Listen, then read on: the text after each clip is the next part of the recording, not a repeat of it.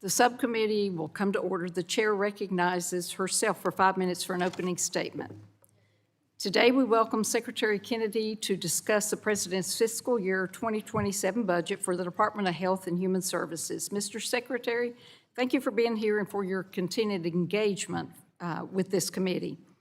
At the outset, I want to recognize the leadership of President Trump and your work at HHS to advance a bold vision for Make America Healthy Again.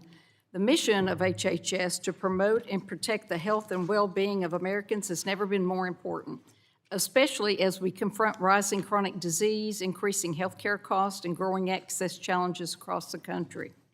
As a pharmacist, I've seen firsthand how these challenges play out in real life at the pharmacy counter, in rural communities, and for patients trying to navigate a system that is often too complicated and too expensive.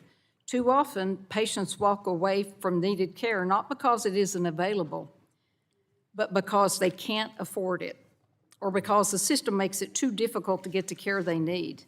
And that's why I appreciate the administration's focus on prevention and transparency and accountability. These are core principles that are reflected throughout this budget. Efforts to strengthen primary care, expand behavioral health services, and invest in maternal and child health are important steps toward improving outcomes and bending the cost curve over time.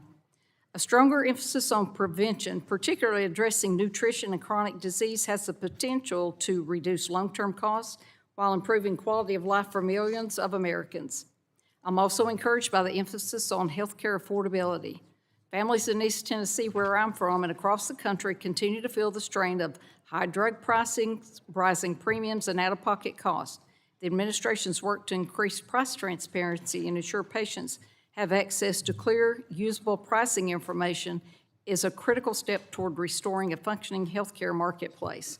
Similarly, efforts to promote competition through biosimilars and streamline regulatory pathways can help bring down costs and expand treatment options. And modernizing tools like prior authorization to reduce delays and administrative burden is something both patients and providers have long asked for and have long needed. Another area of strong interest for this subcommittee, and certainly for my district, is rural health. We know that rural communities face unique challenges, including provider shortages, hospital closures, and limited access to specialty care. In many parts of my district, patients have to travel long distances just to see a provider or fill a prescription. I look forward to hearing more about how this budget supports rural providers, strengthens the healthcare workforce, and ensures that patients, regardless of where they live, can access timely, high-quality care. Investments in primary care, workforce development, and community-based services will be key to stabilizing rural health systems and providing outcomes. I also want to commend the department's focus on program integrity and stewardship of taxpayer dollars. Efforts to combat fraud, waste, and abuse in Medicare and Medicaid and to move toward real-time oversight are essential to protecting these programs for the patients who depend on them. Every dollar lost to fraud is a dollar that cannot be used for patient care, and strong oversight is critical to maintaining trust in our healthcare system. Finally, I want to highlight the importance of ensuring patients have access to innovative treatments and therapies. The administration's effort to accelerate drug development, reduce unnecessary regulatory barriers, and support individualized therapies, particularly for rare diseases, are promising steps forward. At the same time, we must ensure that these scientific advancements translate into real-world access so patients can get the care they need when they need it without unnecessary delay. Mr. Secretary, this budget outlines an ambitious agenda to improve health outcomes, modernize federal programs, and make health care more affordable and accessible. And this subcommittee looks forward to working with you to ensure these priorities are implemented in a way that delivers real results for real American people. And I appreciate your testimony, and I look forward to our discussion today, sir. I now recognize the subcommittee ranking member, the other half of the Diana caucus, Representative DeGette, for 5 minutes for an opening statement. Thank you, Madam Chair. I'll bet you this is the first time in history that both the chair and the ranker have been named Diana. On a serious note, Madam Chair, it's been a profoundly disturbing 15 months for public health and a profoundly disappointing 15 months for this Congress and for this committee. Measles is resurgent in the United States, And we're on track to have the most measles cases since just after CDC started recommending the 2-dose immunization regime, which was over 30 years ago. Researchers have seen promising work canceled, and young researchers are less likely than ever to be able to get the funding they need to launch exciting projects in their careers. And some of the most promising biotechnology companies are wondering whether the United States is where it should grow in their businesses as the FDA becomes less and less reliable and more politicized. I think the Secretary and I do agree on some things that are self-evident but yet are not being adequately addressed. We spend by far the most on healthcare in the rich world. Yes, yet we have by far the worst health consequences. We have a chronic disease crisis driven by environmental contaminants and poor nutrition, among other factors. So, I'm mystified why tackling these issues has taken a back seat to peddling lies about vaccines, slashing vital public health programs, and seeding unfounded fear about Tylenol. I measure priorities in staffing, attention, and action. And where I have seen action, I have seen it taken in the wrong way. Secretary Kennedy fired the expert scientists on the Advisory Committee on Immunization Practices, replacing them with ideologues. Secretary Kennedy canceled research and development relating to mRNA technology, potentially setting back promising cures by years. And Secretary Kennedy directed the addition of safety warnings on Tylenol use in pregnancy, even though the evidence suggests that Tylenol is safe, while fever in pregnancy, which Tylenol treats, can be profoundly damaging. Madam Chair, I want to tell you 2 stories from across the country about the direct impacts from the last year. First, ending the HIV epidemic was a priority of the first Trump administration, but under Secretary Kennedy's leadership, locally driven programs to get effective medications to prevent HIV to at-risk individuals are in doubt. I was told of a project to increase access to long-acting HIV prevention medication for at-risk men in high-incidence areas that has been unable to continue because of funding terminations, restrictions, and instability. That means only one thing: more HIV infections in the long run. In Colorado, this administration's systemic refusal to execute the laws Congress's mandate for the Agency for Healthcare Research and Quality led to disruptions of clinical trials and wasted research time and money. A trial on pediatric medication therapy management, which tested using different medications to treat children with complex medical conditions, was forced to halt enrollment and go on hold. Now, the funding did just come through, but unacceptably late and suspiciously close to this hearing today. The damage is done. The trial had to temporarily close, leading to primary outcome data being lost and diminished access to cutting-edge care. That has a short-term and a long-term harm. Kids who could have benefited from the trial did not, and since the data was lost, it will be longer before any beneficial findings from the trial get integrated into practice more broadly. These stories represent a failure of leadership and a failure of vision. If we want to truly make America healthy, we need to follow the evidence, empower the scientists, and we need to be willing to change when we're wrong.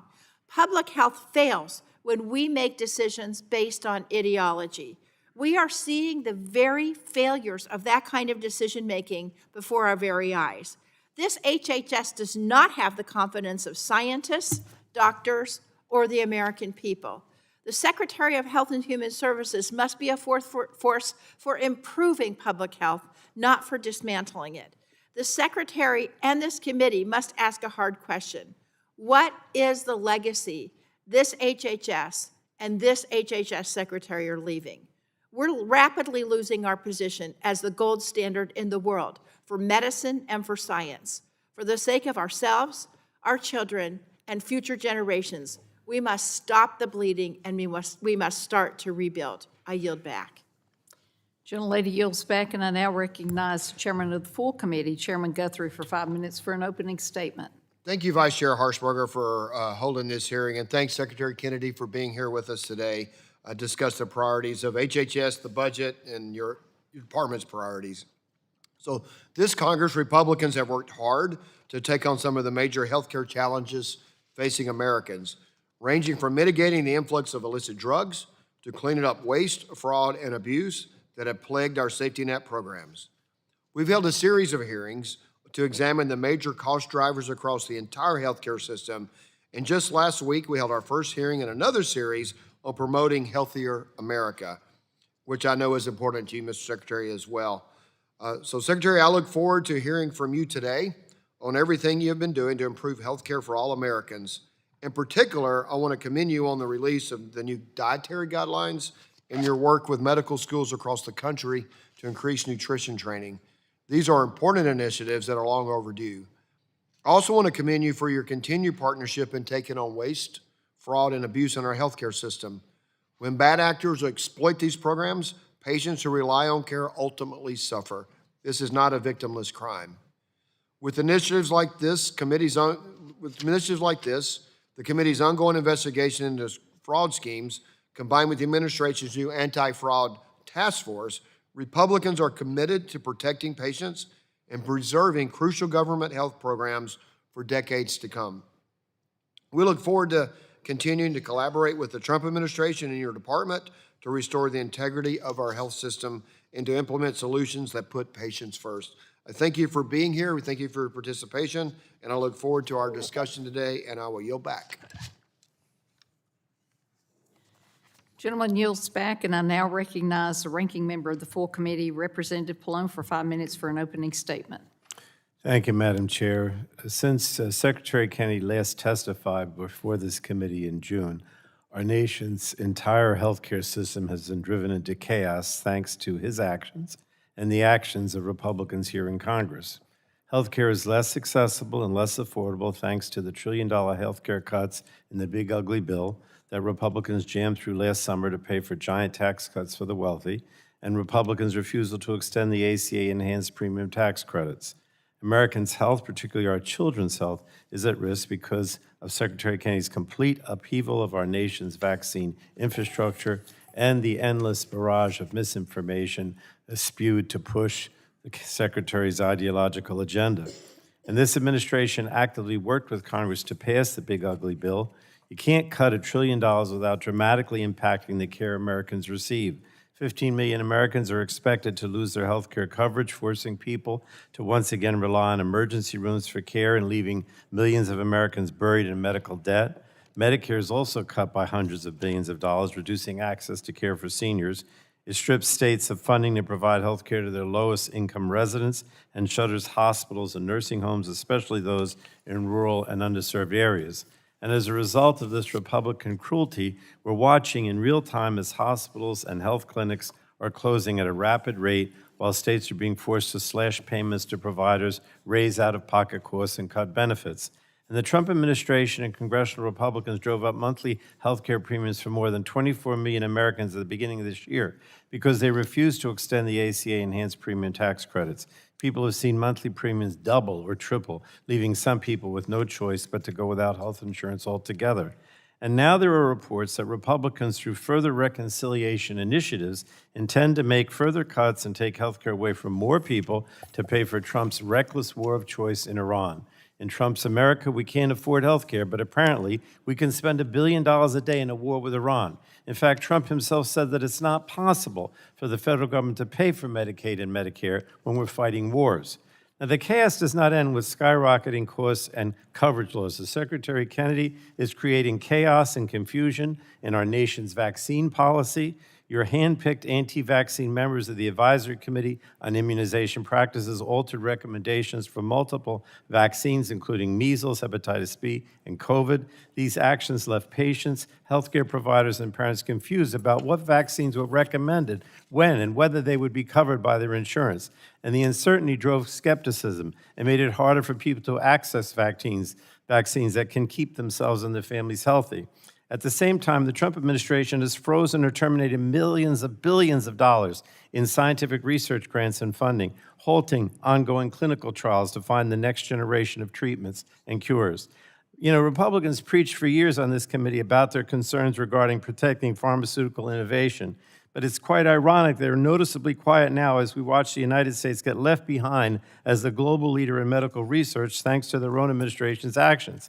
And Mr. Secretary, you are presiding over one of the most consequential departments within the federal government. And this is no small job, but unfortunately, your actions are dangerous to healthcare in our country, and it's going to take decades to repair the damage that you've done. So finally, I want to mention your unprecedented obstruction of congressional oversight and your refusal to respond to our inquiries or requests over the last year.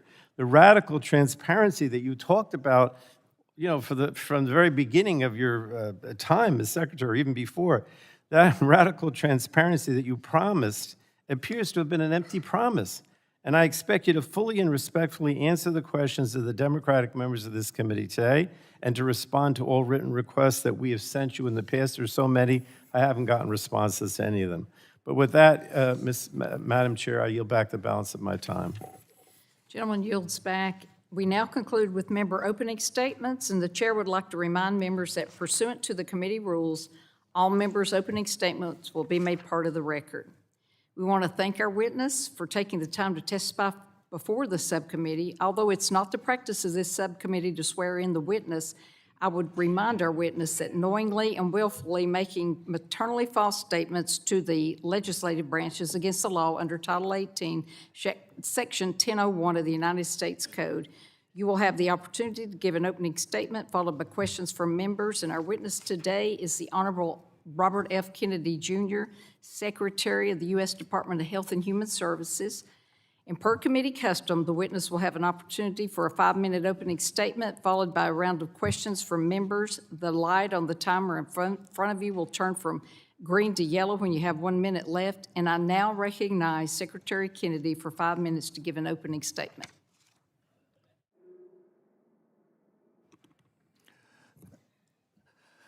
Thank you, Chairwoman Harshberger and Ranking Member DeJed. Members of the committee, thank you for the opportunity to appear before you today to discuss the President's fiscal year 2027 budget request. We stand at a generational turning point. Our children are the sickest generation in modern history, and decades of failed policies, captured agencies, and profit-driven systems caused it. Parents across the country demanded change, and we are delivering it. We are ending the era of federal policies that fueled this chronic disease epidemic and replacing them with policies that put the health of Americans first. President Trump and I are challenging the status quo and the institutions that defend it as we work to make America healthy again. In just 15 months, HHS has delivered historic wins. We negotiated a most favored nation drug prices with 16 of the largest pharmaceutical companies so that Americans no longer pay more than people in other wealthy countries for the same medications. We are bringing real transparency to healthcare pricing so that patients know the cost of care before they receive it. I use the full convening power of the federal government to bring health insurance CEOs to the table to reform prior authorization. We are cutting red tape, speeding decisions, and demanding transparency. We're also cracking down on waste, fraud, and abuse. This year, HHS and USDA issued new dietary guidelines that put real whole food at the center of the American plate. We flipped the food pyramid upside down. We sent a clear message to Americans: eat real food. HHS has opened the door to partnerships with industry, trade associations, nonprofits, and advocacy groups. More than 50 medical schools have committed to expand nutrition education from an average of 2 hours to 40 hours. Food manufacturers are stepping up too. More than 40% of the food industry is committed to phase out petroleum dyes by the end of the year, and many have already eliminated them. In conjunction with these efforts, FDA approved 6 natural food colorings derived from fruits and vegetables. Through President Trump's Great American Recovery Initiative, HHS is matching compassion with action to help Americans break the cycle of addiction. At HHS, we are prioritizing patients with ultra-rare diseases and their families and driving faster access to life-saving treatments. We are restoring gold standard science and integrity across the agency for the first time in decades. We are protecting children from sex-rejecting procedures that expose them to irreversible harm. We're eliminating outdated and misleading warning labels on hormone therapies used to treat women during menopause. We're strengthening oversight of organ procurement. We're implementing Operation Stork Speed to ensure the safety and quality of infant formula. I convened the 405 largest tech companies to agree to stop information blocking so that for the first time, every American is going to be able to access their own health records on their cell phones. We're implementing Operation Stork Speed to improve baby formula. We're applying that same focus and urgency to rural America. Rural Health Transformation Fund delivers the largest investment in rural health in our nation's history, $50 billion over 5 years to strengthen rural hospitals and ensure Americans can access the care they need no matter where they live. Members of Congress on both sides of the aisle have made rural health a clear priority in their conversations with me because every state is feeling the strain of hospital closures and workforce shortages and gaps in access. HHS announced more than $135 million investment this month to expand rural residency programs and nutrition service. The data is clear. When physicians train in rural communities, they are far more likely to stay and serve there. The president's budget puts all these priorities into action. It invests in prevention because preventing disease costs less than curing it. As my uncle, President John F. Kennedy said, progress is a nice word. A change is its motivator, and change has its enemies. We see those forces clearly. Defenders of failing status quo, institutions that put profits ahead of the American people. That resistance underscores the urgency of this moment. We can reverse chronic disease, improve public health, and lower costs. I stand ready to work with Congress and this committee to seize this opportunity to implement and codify lasting generational reform in American healthcare for our country, for our children, and for the health of the American people. Together, we can make America healthy again. Well, thank you to the witness for your testimony. We'll now begin questioning, and I'd ask that members not begin a new question to our witness as their 5 minutes expire, and would encourage members to submit written questions for the record. And I now recognize myself for 5 minutes for questions. Mr. Secretary, I agree with all the initiatives that you mentioned that'll be in the budget, because this is something I've not only preached, but I've practiced for the over 40 years in healthcare. The first thing I want to ask is, you know, as a pharmacist, I know patient trust depends on clear communication and sound science. And I appreciate your focus on restoring confidence in public health. There's been a lot of misleading commentary about your approach to the measles vaccine and vaccine policy. Let me start off by saying, would you like to take a few moments to set the record straight and explain how HHS is strengthening measles prevention while rebuilding trust with patients and families? Thank you for that question, Madam Chairman. And this has become a talking point for Democrats that somehow I caused the measles epidemic. The measles epidemic started in January 2025, before I came into office. Mm-hmm. And most of the people, almost most of the people who are affected are over 5 years old, meaning their decision to not vaccinate predated my appointment to this office. We had about 2,200 measles cases last year. We've had 1,700 this year.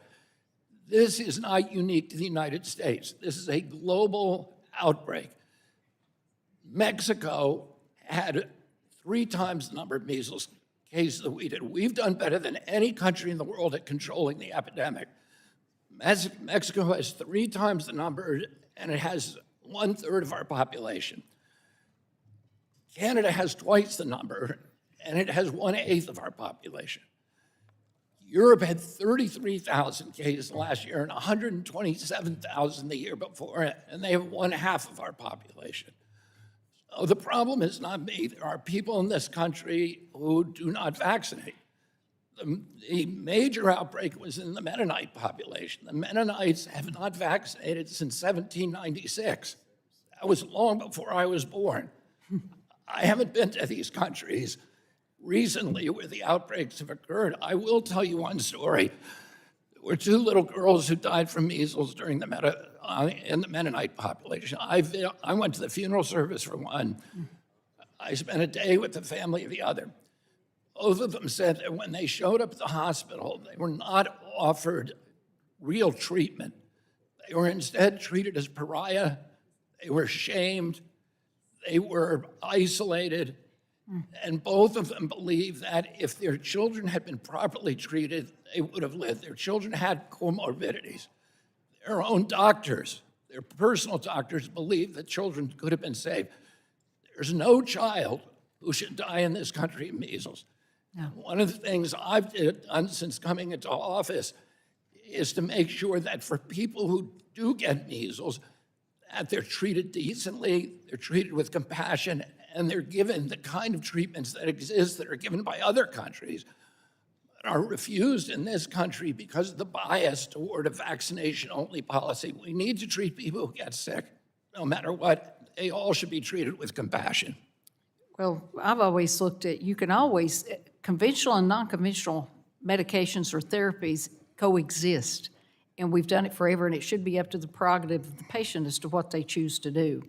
I appreciated our recent discussion on expanding the therapeutic potential of peptides, which are increasingly used across a range of clinical areas. And as FDA's Pharmacy Compounding Advisory Committee meets in the coming months, I believe it's important to ensure it includes practitioners with real-world compounding and patient care experience. And as policy evolves, we should also ensure reliable access to pharmaceutical-grade ingredients that manufacturers can scale for legitimate medical use. So will you work with me on those priorities, sir? Absolutely, Madam Chairman.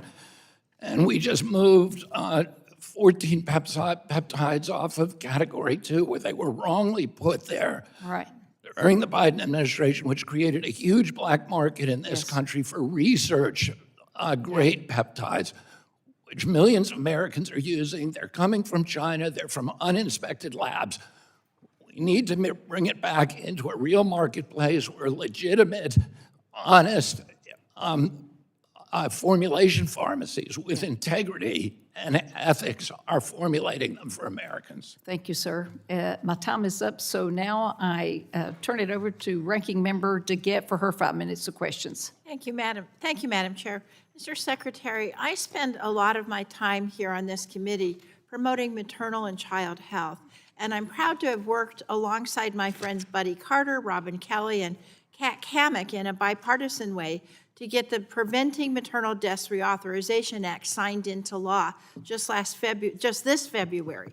I think I speak for all 4 of us, as well as the bill's other champions, when I say we're very proud of this legislation and the work HHS did to implement the original Preventing Maternal Deaths Act, which was passed under the first Trump administration. So because of the data collected by the maternal mortality review committees, we know 80% of maternal deaths are preventable, and we can direct resources into saving those moms and keeping those families whole. I think you would agree that that is useful data to have, correct? Yes, Madam Chairman. Thanks. And work fostered by HHS has also helped reduce infections in newborns, reduce preterm births, improve treatment for mothers with substance use disorders, and much, much more, which is, again, much needed progress. Wouldn't you agree, sir? Yes.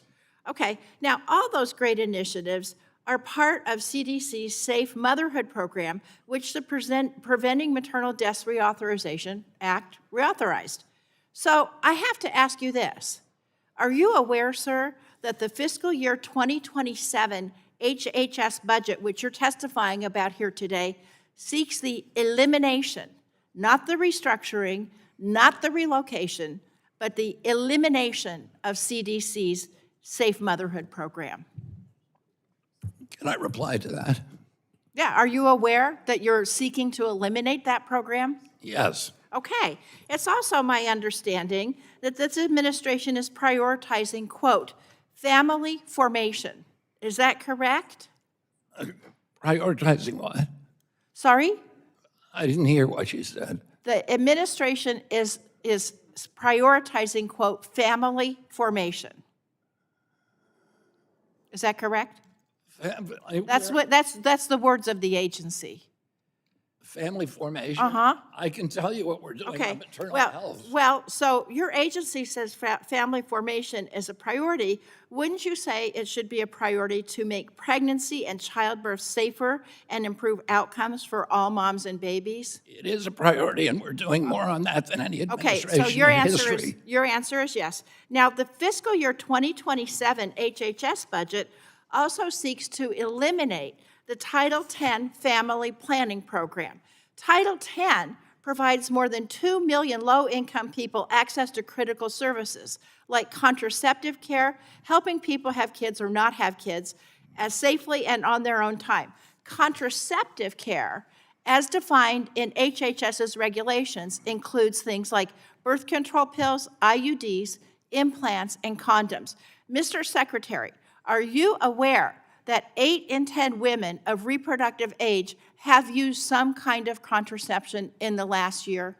As I said, No, are you aware that these people have used contraception in the last year? Yes or this no? administration has done more for maternal health and to Okay, prevent. are you aware that 8 in 10 women of reproductive age have used contraception in the last year? Yes or no?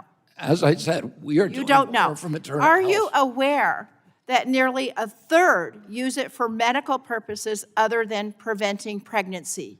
Yes or no? If you care about the outcome of maternal health, you should be supporting what we're doing. Okay, so you don't We know. have- Are you aware that every dollar invested in family planning saves the public over $7? We had 42 maternal health programs at So you don't CDC know. and NIH. So I want to ask you something right now, and this is really important. Will you commit right now, before the American people, that HHS, under your leadership, will not take any action that will limit people for the birth control method of their choice? Yes or no? As I said, we have done more for maternal health than any administration in our history. We have one program, the perinatal pilot program, that has already dropped maternal health deaths by 42% in 220 Okay, hospitals. I only have 6 seconds left. Let the record reflect, the secretary refuses to tell the American women whether he will let poor women use the contraception method of their choice. And let the record also reflect, it is 2026, Madam Chair. I yield back. Gentlelady yields back, and I now recognize the chairman of the full committee, Representative Guthrie, for his 5 minutes. Thanks, Mr. Secretary, over here in the corner. When we reformed Medicaid in the working family tax cut, we wanted to make sure that people that were ineligible, illegal, and able to work. And so Medicaid served people it was intended to serve. We also knew that states were creating their own financing system to essentially draw down federal dollars without putting their money in, which the program was supposed. So we reformed that, but we knew that as states had to reform the way they do that, it was going to, we wanted to have a specific focus to give them money to focus specific on rural hospitals. And so the Rural Transformation Fund, can you talk about your experience of the agency in administering the Rural Transformation Fund, and what are you most excited about that you've seen implemented? Yeah, we have a crisis now in rural health care. Urban hospitals, by and large, are doing very well. Rural hospitals there's an epidemic of closures. We've lost 120 rural hospitals since 2010, and that pace was accelerating when I came into this job. Under President Trump's leadership, we put the largest investment in rural health in American history. Typically, Medicaid pays about 7% of its funds to rural hospitals and rural areas. And it's about $20 billion a year. So we're increasing that amount by $10 billion a year. So it's a 50% increase to rural hospitals to help transform them, help them rebuild infrastructure, to recruit and retain workers, bring in technology, AI, and telehealth to completely transform rural health in this country. So we're actually spending more on rural hospitals. I just got a couple more questions I want to get to. So on waste, fraud, and abuse, we've had criticism that we wanted people to make sure they were eligible to be on the program more than once a year. Now that we're seeing waste, fraud, and abuse in Minneapolis, other places, not just in Medicaid, but home health and others in California, what has surprised you about what you've seen about in the waste, fraud, and abuse? And what more do we need to be doing to deal with it? Well, What's the most shocking thing you've seen? I mean, the most shocking thing to me was the Biden administration opening the door to waste, fraud, and abuse. They implemented a new program called Pay and Chase, where we have to pay people. We've ended this. We pay claims that we know to be fraudulent. And that's what they did during the Biden administration. And then go and try to claw back that money, which never happens. Another thing they did was we had a program integrity office. There were 80 people in it, which was not enough to cover 50 states and 6 territories. They fired immediately all but 6 of them. So we have no program integrity department. They instructed people in my office that they should not be doing program integrity, that they could only validate enrollments, the legitimacy of enrollments, once a year, and that there was no pre-validation to them signing up. So they were just inviting people onto the rolls. We found, I mean, as you know, you pointed out in Minnesota, or this analytical behavioral analysis, the ABA therapy, people with high school diplomas and nothing else were being paid $600 an hour. We went from paying $7 million a year for autism services in Minneapolis to $200 million a year, and most of that was stolen. In Florida, the durable medical equipment, we found one hotel with 129 rooms, and every one of them was a durable medical equipment company. None of them had ever sold durable medical equipment. We were just paying their bills. Well, thanks for your work, and I do want to have one more, and we're going to work together on that. So on competing against China, our pharmaceutical industry is the #1 in the world. We know China has targeted to become the #1 producer of cutting-edge therapies. They've increased by 20% in 2025. What is the HHS and particularly the FDA focused on to make sure we stay ahead of China in pharmaceutical research and production? China is now eating our lunch. They got more drugs approved last year. 50% of the drugs that were approved in the world were approved in China. They went from running 3% of clinical trials to running 30%, and Australia is taking about the same amount. Oh, we are losing scientists, we're losing our IPs, we're losing physicians, we're losing the best researchers, and we're going to lose our biosecurity. And I only have a few, so what do we need to do? we're doing it right now. We are fast-tracking approvals now in our country at record levels. This year, we approved 67 new drugs, 39 all of these are records, 39 medical devices, 91 generic drugs. We are reducing the clinical trials from 2 trials to 1 trial where appropriate.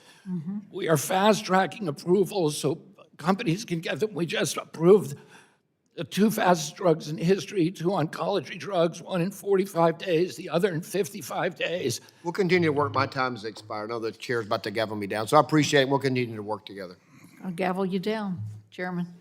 I now recognize the ranking member of the full committee for his 5 minutes of questions, Representative Pallone. Thank you, Madam Chair. You know, Secretary Kennedy, I'm shaking my head because you mentioned President Kennedy, and I went with my dad to work on his campaign, and we worked on your dad's campaign for president. But these guys were tough.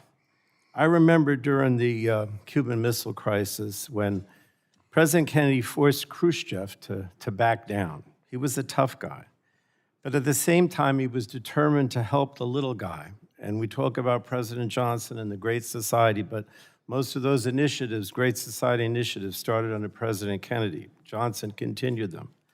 But we don't have a strong president now. We have a weak president. Trump lets Russia and China walk all over us. You mentioned yourself that China's eating our lunch. You know, and President Trump doesn't care about the little guy. He just cares about billionaires, about corporate interests. On April 1st, President Trump actually stated, and I quote, "It's not possible for us to take care of daycare, Medicaid, Medicare. They can do it on a state basis. You can't do it on a federal basis. We have to take care of one thing, military protection." So my question is, do you know what Trump's reckless, illegal war with Iran is costing us right now? Do you have any idea?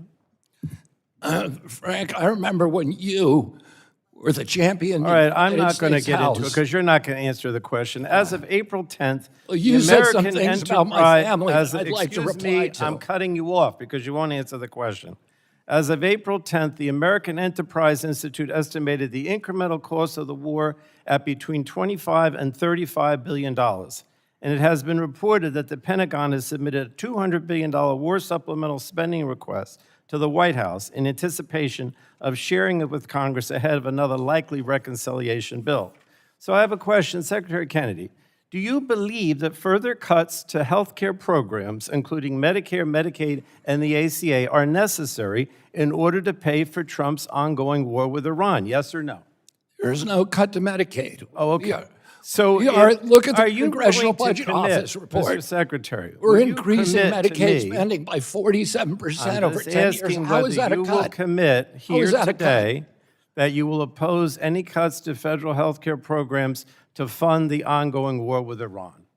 Will you commit to that? We are not cutting Medicaid. We're not cutting You've Medicaid. said that, and it is not Okay, true. let's forget about the past. Will you commit to oppose any cuts to federal health care programs to fund the ongoing war with Iran in the future? Forget the past. Frank, you know, I want to talk to you about what you said about my forget it. Look, family. you know, let me just say, it would cost to provide 2 years of funding for the enhanced tax credits so families can afford their insurance premium, which is, you know, which this administration and congressional Republicans have refused to extend. It would, for 2 years of that funding, let me just give you some statistics about how this compares. The fact is, extending the enhanced premium tax credit for 2 years will cost a fraction of the cost of the Iran war, just over a quarter of that supplemental funding request that we expect to come from the Pentagon. So you can argue all you like, but the reality is that this administration and congressional Republicans are making a choice, the choice to fund another endless war that is only raising prices for working families when they could be helping millions of American families here at home afford the health care that they need. But what concerns me the most is not only that we've had this $1 trillion worth of cuts under the big ugly bill, and that all our hospitals are suffering, and that people can't afford their health insurance, but the administration dares to come forward and say, even with all that, we're going to do more reconciliation with more cuts to health care, and says that the reason that we're doing this is because we have to pay for this ongoing war in Iran. It is simply not acceptable to do that. And I don't want to keep bringing back, you know, President Kennedy, but the bottom line is that President Kennedy, who you mentioned, you know, I wouldn't have brought it up, but you brought it up. He was tough on Russia. He believed strongly in a strong military, but at the same time, he wanted to help the average person. He wanted to, you know, provide better health care. He wanted to provide housing. He wanted to provide help for people who were suffering. He was concerned about poverty and started the war against poverty. But this president doesn't want to do that. He just wants to fight wars. And he says blatantly, he doesn't care about the little guy. He doesn't care about, you know, their concerns. So with that, I yield back, Madam Chair. Mr. Pallone yields back, and I remind the witness that you need to call the members by their appropriate title. Excuse me? You need to call the members by their appropriate title, sir. Oh, I apologize for that, Congressman Pallone. Thank you, sir. I know you know him as Frank. I know him as Frank, but we have to call him. I have a long Ranking member. history with the congressman, so we were on first-name basis for most of our It's easy to careers. mess up, I know. I call our chairman Brent, for But I heaven's sakes. apologize for that. Okay, thank you, sir. I now recognize Representative Belarakis for his 5 minutes. Thank you.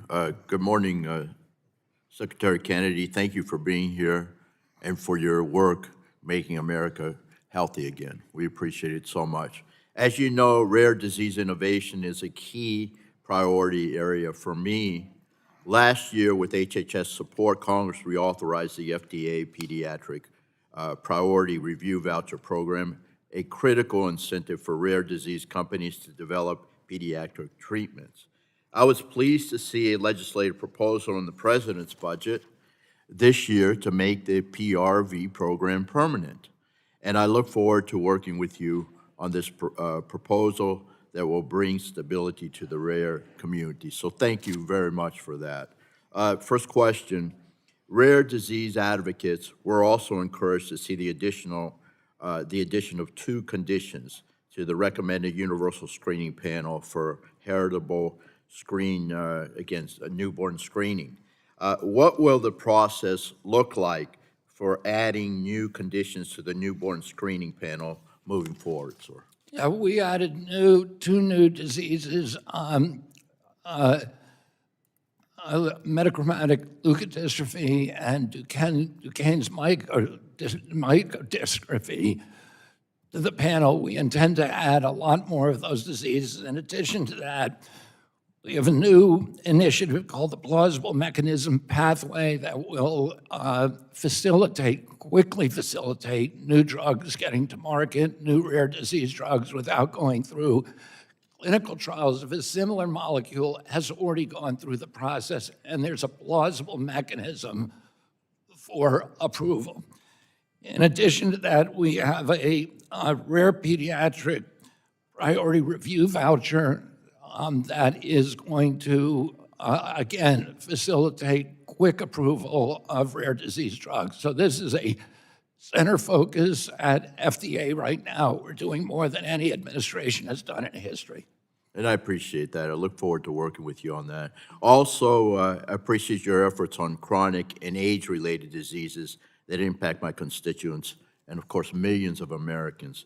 According to a recent report by the Michael J. Fox Foundation, the federal government spent more than $25 billion on care in 1 year for Parkinson's disease and related conditions, and these costs are only increasing, as you know. We must do more to understand why so many Americans are diagnosed with neurodegenerative diseases.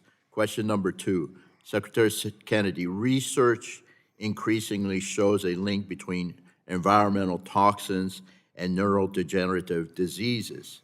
A 2025 study found that living within 1 mile of a golf course is associated with 126% increased risk of developing Parkinson's disease due to high pesticide use. With recent new initiatives at CDC on toxins, do you see an opportunity for HHS to further engage on this potential link between toxins and neurodegenerative diseases? Yeah, we should know the answers to these. It's really regulatory malpractice that we do not already know the answer to that question, but there was a taboo against, before I came into this office, there was a taboo against allowing studies of environmental exposures that might put to disadvantage the mercantile ambitions of certain industries. And we have ended that taboo. We are studying these issues specifically, the links between environmental exposures and the neurodegenerative diseases, neurodevelopmental diseases at NIH. And I hope by the end of my term, we'll have a lot of those answers. Very good, thank you. Again, thank you. I'm proud to co-lead a bill called the Healthy Brains Act that would create a center for collaboration on this exact issue at the NIH. and would welcome the opportunity to work with you. Thank you, Mr. Secretary. And I want to give you a couple seconds. I have about 25 seconds to respond to Mr. Pallone. if you Yeah, like. I mean, Congressman Pallone unfavorably compared the political courage of my family to me. But I was with Congressman Pallone in the early 2000s when he was the champion in this body for people who had vaccine injuries. And suddenly he did a 180 when the pharmaceutical industry of New Jersey turned him around. And that was a template. Now he's in. Oh, and you know you were. And he has never said a word about it since, and the mothers Madam Chair. have not been able to get into his door. Madam Okay. Chair, All right. I yield would back. ask you to instruct this witness not to impugn the motives of the members of this committee, as he tried But to I do- had my own Excuse me, impugns. as he tried to do the last time he was in front of this committee, Madam Chair. Well, it's best for everybody to just simmer down, and let's try not to talk about the witnesses or the members. So it's, I recognize Dr. Ruiz for his 5 minutes of questioning. Thank you. Mr. Secretary, do you approve of President Trump's nomination for Dr. Erica Schwartz to be the next CDC director? Yes, I do. So you agree with him? Yes. Were you consulted? Yes. Great. Did you speak to the president directly about this choice before she was nominated? Did you speak Well- with the president before her nomination about her? We were the ones who sent her nomination to the White House. So, but did you speak to the president? I have not spoken to the president directly, but my staff, Chris Klump, spoke directly to the president. All right, so you didn't speak with the president about a major decision that they were all going to make that you, on an agency that you oversee. Did you speak with Erica Schwartz prior to her nomination to vet her? Yeah, on multiple occasions. Great. And have you spoken with her since? Yes, I have. Did you vet her positions on vaccines? I did. Okay, well, here, let me remind you what she said about vaccines. Quote, "When I was a military physician, my job was all about readiness. It was all about public health, prevention, vaccines, early detection. If we get that right, we change lives before illness ever begins. It was all about vaccines. And if we get that right, we can change lives." So this runs contrary to your dangerous anti-vaccine crusade, Mr. Secretary. These questions are important because you fired the last CDC director, Susan Monarez, because she refused to, quote, "give blanket approval," unquote, and rubber stamp your efforts to dismantle the childhood vaccination schedule without any scientific evidence to do so. Remember that? That's not true. Well, this is what was reporting, what she testified in front of the Senate. Yeah, but what you she testified to dismantled- was not true. But you dismantled the program, replaced the ACEP board with anti-vaxxers anyway, things that she said you were going to do, and you did it. So when we talk about truth and who is being honest, I would trust her because that's what you did, even though you were denied to Senator Cassidy that you wouldn't do that. Mr. Secretary. I had a very good reason You for support- firing her, and it had So let nothing me to ask do you a with question. vaccines. Because you and her have very different opinions on vaccines, did you change your views on vaccines? You want a soundbite, or do you want to have a discussion? Because what you're saying is absolutely wrong. What you have demonstrated throughout your entire time as secretary is the dismantling of the childhood vaccination programs that has been detrimental to our nation and puts our nation at risks of getting more communicable diseases, which has been shown through the flu, through the measles. Those cases have been rising, Mr. Secretary. I'm putting Dr. $1 billion Schwartz, do you into agree with vaccine Dr. Schwartz research. and her vaccine position? I'm putting $1 billion. No, in Mr. vaccine Secretary, if research. Dr. Schwartz is confirmed, will you commit on the record today to implement whatever vaccine guidance she issues without interference? I'm not going to make that kind of commitment. Because you probably won't, you'll probably fire her, as well as you did Director Monarez, because you will not accept the recommendations based on science. You're getting your Mr. soundbite, Secretary, but you're not getting It truth. has been reported by Bloomberg that the president and the White House have sidelined you They've benched you because you are making the president look bad. Are you aware of that? That's not true. How does that make you feel, Mr. Secretary? You must be aware of that. I mean, And it you must wanna- be nerve-wracking, You just want the sound bite, or especially you after wanna actually A.G. have a Bondi, discussion? especially get after to the A.G. truth, Bondi Madam and Chair. Secretaries Noam and Chavez badgering de your Rimmer witness. got fired for making the president look bad. You see, I think the reporting is correct, Mr. Secretary. You're just making You're stuff making up. the president look bad, especially before the midterms elections. You talked publicly about snorting cocaine off a toilet bowl seat. Your words, not mine. You said that if you were president, you would, quote unquote, reparent black children. Again, in other words, taking them away from their parents. Your words, not mine.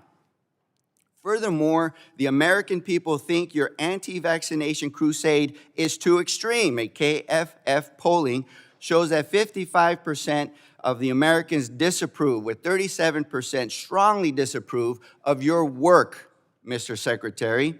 56% have little to no confidence. The majority have little to no confidence in your work with vaccines. And you keep losing. Americans are sicker now more than ever. Measles cases were up to 2,288 in 2025, more than the previous year. This year is going to be worse, with cases already at 1,748.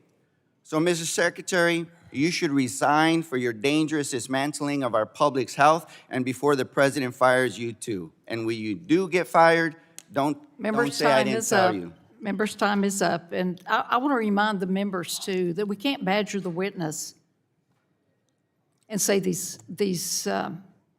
specific things we may have read in the paper. So now I recognize. Wait, I'm sorry. Whoa, it's my turn. That Patty happens all the Carter time. from the state of Georgia. Mr. Secretary, thank you for being here today, and thank your staff for being here, and thank you for your efforts that you are making, that you are in trying to make America healthier. Mr. Chairman, or Mr. Secretary, I apologize. Mr. Secretary, do you have anything you want to respond to? I want to give you some time if you want to respond to anything. I also respond by saying a couple of things. One is I'm not anti-vax. I've never been anti-vax. I'm putting $1 billion into vaccine research right now at NIH and NCI. If I was anti-vax, I wouldn't be doing that. We're developing a universal flu vaccine, and we're developing cancer vaccines. I don't believe all vaccines are bad. I've never said that. What I've said is they should be safety tested. None of the 92 vaccines, with one exception, none of the 92 doses of 18 vaccines now given to our kids has ever gone through a randomized controlled placebo trial. No other medication would be able to do that. And all I'm saying is we should know a risk profile so that we can inform parents.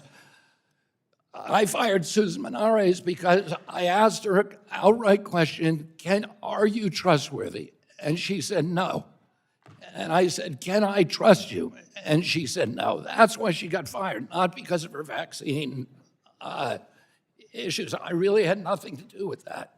Okay, thank you, Mr. Secretary. Mr. Secretary, I want to talk about the budget. I think that's why you're here, is to talk about the budget, and I appreciate it very much. One of the things, and as you know, I'm the oldest pharmacist in Congress, and Representative Chairperson Harshberger is the youngest, but nevertheless, I've seen a lot of these federal programs in my practice of pharmacy over the years and the policies that are implemented, and I've seen them misaligned. And one of them that I'm particularly interested in is the 340B program. I am not trying to end the 340B program, but I think it has evolved into something it was never intended to be. It was intended to be for the rural hospitals, for the FQHCs, and it has evolved into something much more than that. And I'm interested, I've got legislation to call for more transparency in 340B, but I wanted to ask you, what kind of reforms is the agency looking at to try to reform the 340B program? Well, and you're right in the way that you characterize it. Originally, it was intended for rural hospitals, for patient populations who couldn't afford medicine, to lower the cost of medicine for those hospitals, and it was mandatory. Originally, there were 90 facilities, 90 different entities in the program. Today, there's 12,000, with about 60,000 outpatient offices. And it has become a boondoggle. We saw in one situation in Virginia, a hospital in Virginia, that was taking the discount from the pharmacy drugs and selling them at list price to the patients, using the profits from that to build a hospital in an affluent area in Virginia. So it's exactly the opposite of what, and I could tell you horror stories about it all day. Absolutely. There are a lot of good things about 340B. It's absolutely critical. I couldn't agree more. Many functions. We need congressional help because the change has got to be statutory, and we want to work with you to figure out the best way to Well, reach we're it. trying to give you that congressional help, let me assure you of that. But you know, it's even worse than what people think, because not only has it prolificated into something that it was never intended to be, but also it's leading to consolidation in healthcare, which is leading to higher costs in healthcare. There are healthcare systems that are buying oncology practices for no other reason but to get the pricing of 340B. And then the hospitals have become so dependent on it. And I get it, but I can't help them if they are masking cost by using that program. Then if I can't see those other costs, I can't help them with that cost. And that's exactly what they're doing. And that's why we're trying to reform the program to make it better for who it was intended to be for the rural hospitals and for the 340Bs. I want to make sure, or for the FQHCs, excuse me, I want to make sure that I get to this real quickly, and that is the streamlining the regulatory process and trying to give additional investments in domestic manufacturing. Can you tell me real quickly what the agency's trying to do there? For manufacturing, For just regulatory process and trying to support additional investments in domestic manufacturing. in pharmaceutical manufacturing? Yes, here? yes, for drugs, absolutely. Yeah, I mean, we're putting in, through the MFN agreements, the companies that, the 16 companies that negotiated with us, almost all of them have agreed to reshore their pharmaceutical production. So we're seeing huge, vast investments now in pharmaceutical production. In addition to that, my agency's putting in $325 million attached to the Strategic National Stockpile to reshore API manufacturing in this country. Good. So Thank that you the for your next time efforts, that Mr. we have a Secretary. pandemic, that we don't, have these supply chain difficulties that we had Okay, the during member. COVID. Right, thank you member's for your time is up. efforts. I now recognize Representative Dingle for her 5 minutes of questions. Thank you, Madam Chair. Mr. Secretary, my concern is that under the current leadership at HHS and quite frankly out of the White House, America is grappling with an unprecedented destruction of our public health infrastructure. You talked about measles. Other people have talked about measles. We eliminated them. The United States announced they were eliminated in the year 2000. I'm one of the counties that has an outbreak. Mine's like March. Eliminating what? In 2000, we said we had eliminated measles in this country. It's back. You acknowledged it. Others have. 3,000 cases in the last few months. Every patient, every child with measles should be treated with compassion. But I had 7 cases just in the last couple of weeks in my county.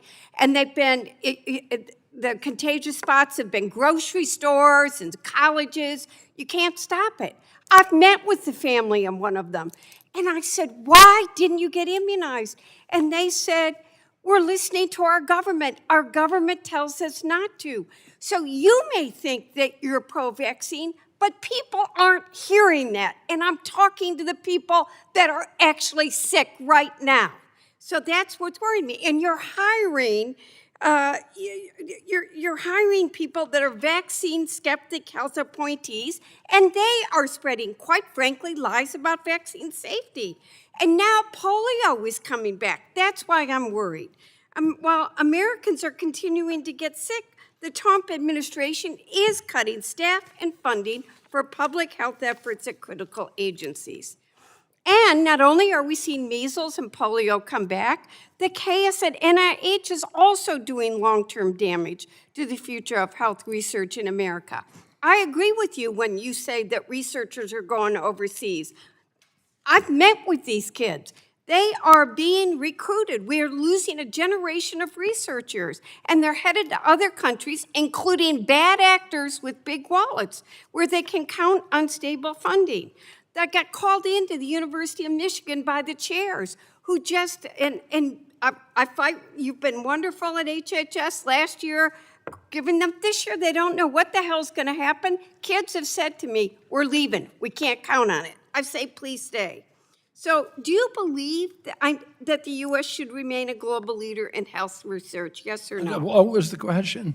Do you believe that the U.S. should remain a global leader in health research, yes or no? Can I answer some of the misstatements you made about measles?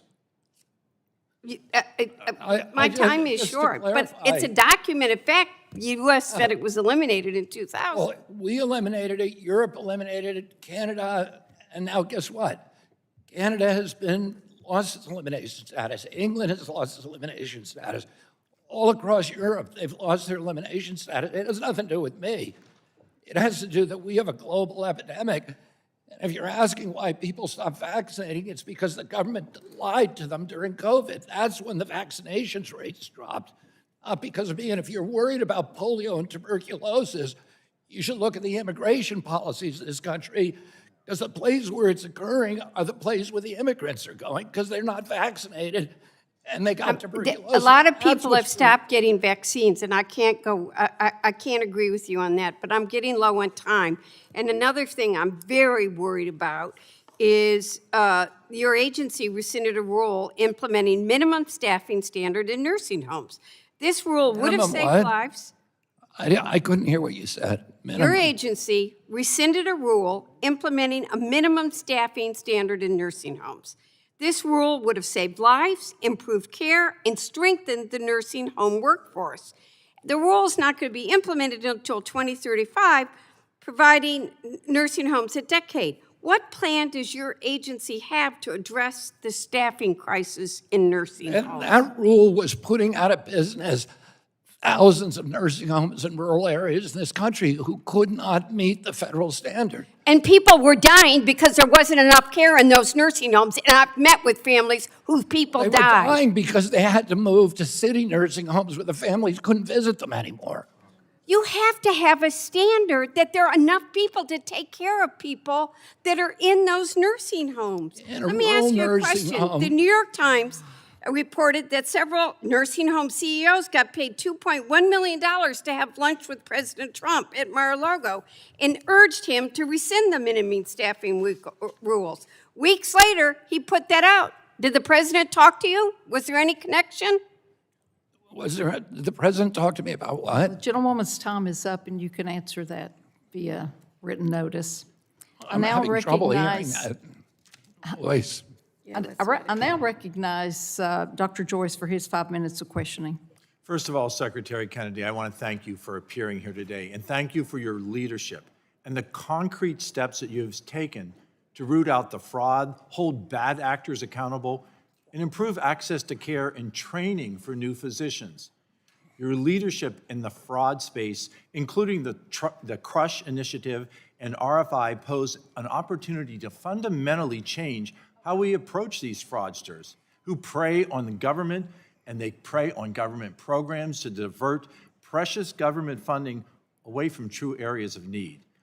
Moving away from the current model of pay first, attempt to recover later, which you mentioned in your statement is very difficult to recover any of that funding, to a real-time detection model will enable government to stop payments before they're even made, which will lead to billions of dollars in annual savings. And that's what this hearing is all about, and I congratulate you for that aggressive stance. Last year, you also acted on bad actors in the organ procurement space, leading to the first ever mid-contract decertification of an OPO. Like you, I share concerns that more needs to be done in this space and look forward to partnering with you and Administrator Oz to address any additional authorities required from Congress. Finally, I am encouraged as a physician to the recent announcement that 53 medical schools are now committing to at least 40 hours of nutrition education as part of their curriculum. I did 4 years of medical school. I did 6 years of postgraduate studies. I had zero hours in nutrition training. It is so important that you've addressed this. And I would encourage all medical schools, not just the 53 that have made that commitment, all to participate and provide that training for our future doctors. In your testimony, you mentioned affordability and actions that you and this administration have taken to lower costs. In our previous hearings on this subject at this committee, one of the biggest issues driving higher costs is the issue of hospital consolidation. Secretary Kennedy, independent physician practices are disappearing, in part due to hospital systems offering compensation arrangements that may exceed fair market value and are not commercially reasonable. In 2020, CMS made it clear through rulemaking that physician compensation must meet standards for fair market value and commercial reasonableness under the Stark Law. This is a growing concern that these standards are not being properly enforced, particularly in hospital hiring practices that may be declining to the independent physician hospitals and independent physician practices. What is HHS doing to ensure that these standards under the Stark Law are enforced? First of all, thank you for raising that issue. And one of the ways that we've tried to address this is through reforming the site neutrality rule, so that hospitals in rural areas are not getting paid less, and that the compensation is not less for the doctors in those areas. In terms of investigating that particular fraud, I'm happy to work with your office and with Dr. Oz to make sure that we're targeting it among the long list of other things that we're doing to combat fraud. Thank you for that commitment. I look forward to working with you and Dr. Oz on that issue. Another issue of concern will lead to more independent practices closing or selling into hospital systems is the recent reimbursement reductions impacting radiation therapy and oncology. As you know, radiation therapy is a key part of cancer care and requires significant capital investment, advanced technology, and highly specific clinical staff. Abrupt reductions in reimbursement threaten the financial viability of community-based radiation oncology practices and freestanding radiation facilities. I plan on sending a letter on this subject to Administrator Oz. Will you commit to look into this issue with us as well to work for a potential solution? Absolutely, those offices are critical, again, particularly in rural areas, isolated areas of the country.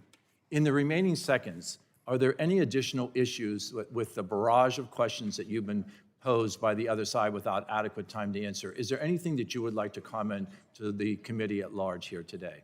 I mean, I would say this. People said that I'm breaking the healthcare system. The healthcare system was broken when I got here. We spend 48 cents out of every dollar that Americans pay in taxes to the federal government is going to healthcare. 90% of that's going to chronic disease. That's if you include my agency, the Department of Defense, and Social Security. Our lifespan is plummeting. Okay, Our fertility. our witness's time is up, but we are going to take a short 5-minute recess, and we'll come back and resume the hearing as soon as that recess is up. 5 minutes. Thank you. Thank you.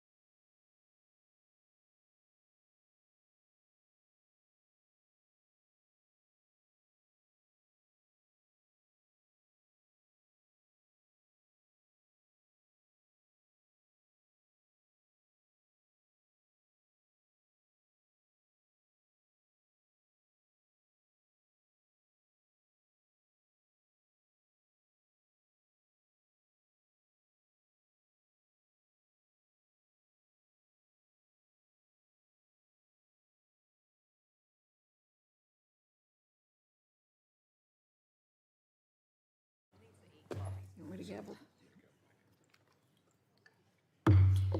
Okay, the hearing has resumed, and I'm going to say this one more time. We ask that members not begin a new question to our witness as their 5 minutes expire, because we have Secretary Kennedy here for a very short period of time, and we want as many members that are here to ask questions. So I will recognize Ms. Kelly for her 5 minutes questions. Thank you, Madam Chair and Ranking Member.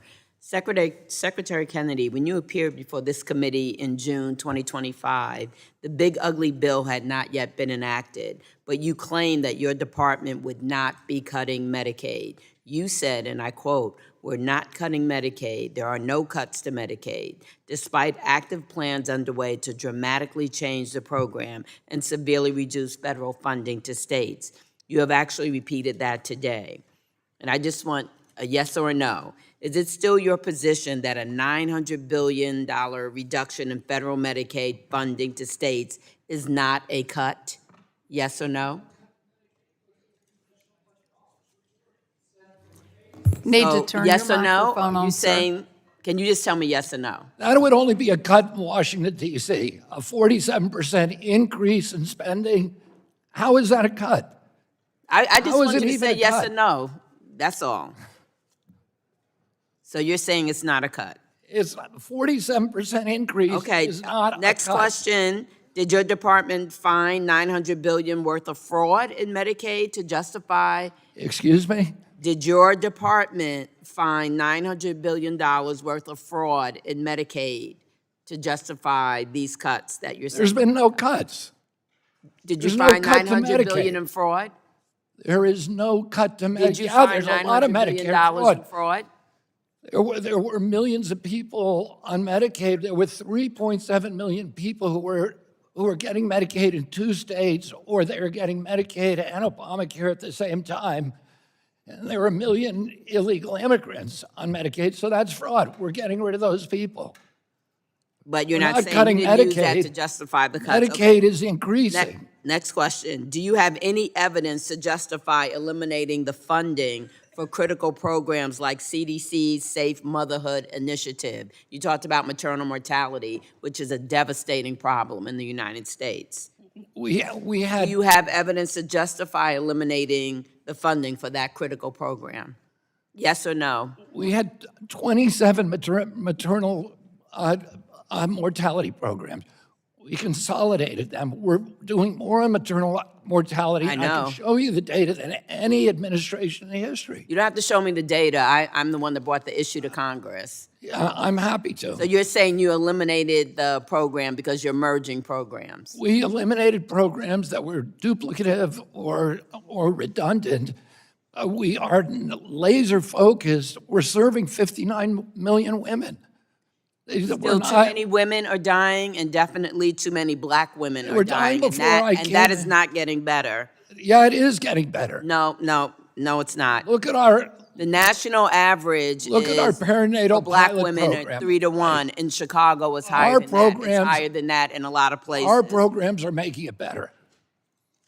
Retaking my time, please. The American people are not falling for what you're saying. Your attacks on minority health, women's health, LGBTQ plus health, and basic preventative medicine through illegal funding freezes and mass firings will lead to decades of consequences for all Americans. We're already seeing hospital closures, a reduction in services and staffing cuts. For example, a 28-bed obstetrics unit in Elk Grove Village, which is not rural, earlier this year. Mr. Chairman, I'd like to enter, or Ms. Chairman, a Newsweek article about the closure into the record, as well as a report from Energy and Commerce's and Senate Finance that document dozens of similar stories throughout the country.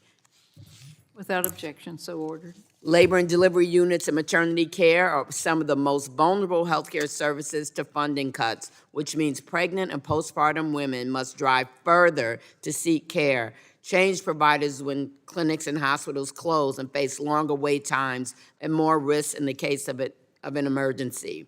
Secretary, are you concerned by these closures, particularly in rural and low-income parts of the country, but not just in those parts of the country? Because my district is urban, suburban, and rural, and I've seen the effects. we're putting more money into improving access in rural health care than any administration in history. Oh, I don't know about that. it's $50 billion. And lastly, Never been done before. before my time closes, you talked about, food, and there's approximately 150,000 people in Illinois that may lose their food because of the SNAPs to cut. And you talk about eat real food, not medicine. Real food is expensive, and when all those SNAP cuts that have already happened and will continue to happen, it'll be really hard for people to stay healthy. I yield back. Gentlelady's time's up, and I recognize Mr. Balderson for his 5 minutes of questions. Thank you, Madam Chair, and thank you, Mr. Secretary, for being here today. My first question, Mr. Secretary, is the budget for 2027 proposal centers around promoting the health and wellness of every American through the reduction of chronic disease burdens. How does the department see wearable technologies contributing to earlier detection and prevention strategies? It's a key part of our response. And I'll give you an example. Glucose meters can tell you while you are eating, while you are chewing on the food, what it's doing to your insulin levels, it's causing your glucose to spike. People who wear those glucose meters for even 3 or 4 weeks change their diet. It has a dramatic impact because now they know they can eat certain things. They may be buying a yogurt thinking it's healthy, and they'll see that their glucose spikes. It gives them insight into the healthcare, and it can also mesh with their personal health records. So it can help them now. There are apps that can look at their personal health records, look at the feedback from their wearable, and tell them how to shop. Tell them that item is good for you, this item is not, and then here's some alternatives. Oh, it can revolutionize chronic disease prevention in this country. I agree, sir. Follow-up to that, are there policy barriers Congress should consider addressing to support the responsible adoption of wearable devices? I mean, the more that Congress can do a lot more than we can. And I would love to work with you on proposals for what Congress could be doing to incentivize the use of wearables. Okay, thank you, sir. Look forward to that. We are in a new era of Alzheimer's treatment and innovation, yet only half of Americans living with Alzheimer's are diagnosed, and many primary care providers report they do not feel prepared to manage dementia care, even though they make about 85% of initial diagnosis. How important is it to ensure that federal investments in research and chronic disease innovation translate into stronger detection and diagnosis in primary care? And how will you prioritize that effort? Well, it's absolutely critical because we now know that early treatment of Alzheimer's can postpone its onset. And, it's again kind of regulatory malpractice that we do not have early screening already. And one of the things that we're working on right now is to reform the United States Preventative Service Task Force, and we will be putting in the Federal Register this week solicitations for new members of that task force. That task force has been lackadaisical. It's not been doing its job. If it had been doing its job, we would have early screening for Alzheimer's. Okay, thank you. In Ohio, many community health centers report difficulty recruiting behavioral health providers and primary care clinicians. How does this budget strengthen the pipeline of providers serving health professional shortage areas? Well, first of all, I would point to the Rural Health Transformation Fund, which a lot of the states, when they filled out their applications, included the retention of workers. In addition, so there's going to be a lot of money going into that recruitment and retention. We also just put in $135 million to community health services, or to community health organizations, to community health centers, which treat about 32 million Americans, and they're by far the best facilities for treatment of Americans for preventative care and for 24-hour care. And they're mainly targeted to poor Americans. We put $135 million into that for nutrition, to improve nutrition in them, but also for retention of workers. We're also expanding GME, general medical education, so that to increase rural residencies. We know that when doctors train in rural areas, about 30% of them end up staying there. The more doctors, the more residencies we can get funded in rural areas, the more doctors we're going to have. Thank you. Madam Chair, I yield back. Thank you, Mr. Secretary. Gentleman yields back, and I recognize Representative Aragon for her 5 minutes of questions. Thank you, Mr. Secretary. I want to bring something to your attention since you just brought up glucose meters. I'm not sure if you're aware, but if you're a patient that's on Medicaid and Medicare, the U.S. health system will not cover the glucose meters unless your A1C is so bad, like over 8, before they will cover that. So you talk about preventive care and making sure we invest in preventive care. I didn't hear what you said. Okay. They won't cover it unless what? Unless your A1C, your sugar level is so high, like over 8, that they will cover it. In other words, there's no investment in preventive care. It's only you're so bad, then we're going to cover the glucose meter. Oh, well, that's not right. And I'm That's just not telling right. you this because I hope you will go fix it. This happened to my mother. Her A1C got over 8. They gave her the glucose meter. As soon as she got under 8, they said, we're not going to cover it anymore. We're going to take it away. That's the opposite of preventive care. I hope you're going to fix it. I just wanted, I don't want your comment, because I just mentioned it because you brought up glucose meters. I will follow up with your office. You follow up with my Please. office. I would like to solve that problem. Thank Oh, you. yeah, I'm happy to work with you. I appreciate that. Now, do you think women should have access to birth control pills? Birth control pills, Yes. I assume that they do. No, do you think that women should have access to birth control pills? Should they have access? The birth control pills, yes. Then why eliminate Title X funding from the budget? That would make it harder for women to have access to birth control pills and the contraception of their choice. I am sorry that I can't talk about that because that case is under litigation. And Okay, well, you're here to talk about the budget, and this is an elimination of the budget of Title X. You just said that women should be entitled to birth control. By the way, I agree with you. I agree with you. And I can tell you, surely you know how common, either from personal experience or men you know, will ask women before sex, are you on the pill? I mean, that's a common question. Why do you think they're asking? It's because of family planning or unwanted pregnancies. So I'm really disappointed that you are here to testify about the budget, yet you will not talk about this issue. This is an elimination of Title X funding, which is directly to birth control pills. So I will move on. I want to thank you for last year when you came before this committee. I asked you about Alzheimer's research funding. You followed up with me in your letter. In the letter, you said, as the global, and this is a quote, as the global leader in research on Alzheimer's disease and Alzheimer's-related dementias, the Department of Health and Human Services considers funding this research area a high priority. So you said it was a high priority. Yet your budget proposes a $312 million cut to the National Institute of Aging, which does research on Alzheimer's disease research centers. Do you think that's consistent, Mr. Secretary? we are putting a lot of money into Alzheimer's research, a very, very high priority at NIH and at CDC.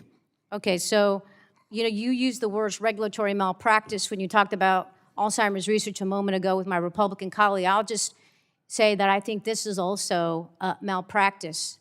On the one hand, you say this is a high priority.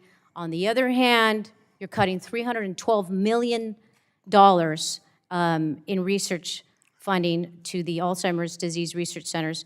Mr. Secretary, last week you spoke about Medicaid programs that allow family members to care for their parents at home, and you testified, and I'm quoting you, these are family members who are getting paid to do things they used to do as family members for free, end quote. Okay, you said this. Do you remember saying this? Saying, I couldn't hear what you said. It seems, Ranking Member, that most of our time is being taken on what the Secretary cannot hear, and I would suggest that you add time, because it's, I could tell you 30 seconds in the last one, just when he can't hear. And I am trying to speak slowly and articulately. Last week, you testified for Medicaid programs that allow family members to care for their parents at home. You said that family members who are getting paid they're getting paid now to do things that they used to do for free. Do you remember that? Yes. Right. So are you suggesting women should quit their jobs to provide free care for their family members who are elderly instead of getting in-home care? I said that in the context that that kind of program is significantly vulnerable to fraud, which is impossible to detect. Okay. And that program has doubled the cost of Medicaid over the past Members' 4 time years. is up, sir. Members' time is up, Well, and it's a I good now program. recognize Dr. Miller-Meeks for her 5 minutes of questioning. Thank you, Ms. Chairman, and thank you, Secretary Kennedy, for testifying before the Health Subcommittee today. As our time is limited, I'll jump in, but perhaps I can give you a chance to respond. Mr. Secretary, I have a bill on oral contraception over the counter. I introduced this bill as a state senator in 2019. This is something we've been working on in Congress. There are several bills on this. In response to the question from my colleague on the other side of the aisle, whether or not you support oral contraception for women, would oral contraception over the counter be something you would support, which would increase access? Yes. Thank you, sir.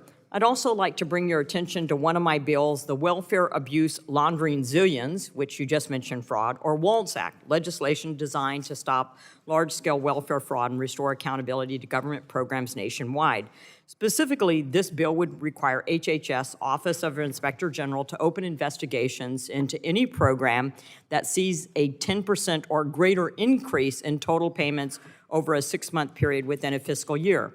Under the bill, HHS would no longer have discretion to ignore sudden increases in billing that critics often say signal fraud schemes, particularly in large entitlement programs, such as a rapid increase in the billing for autism services.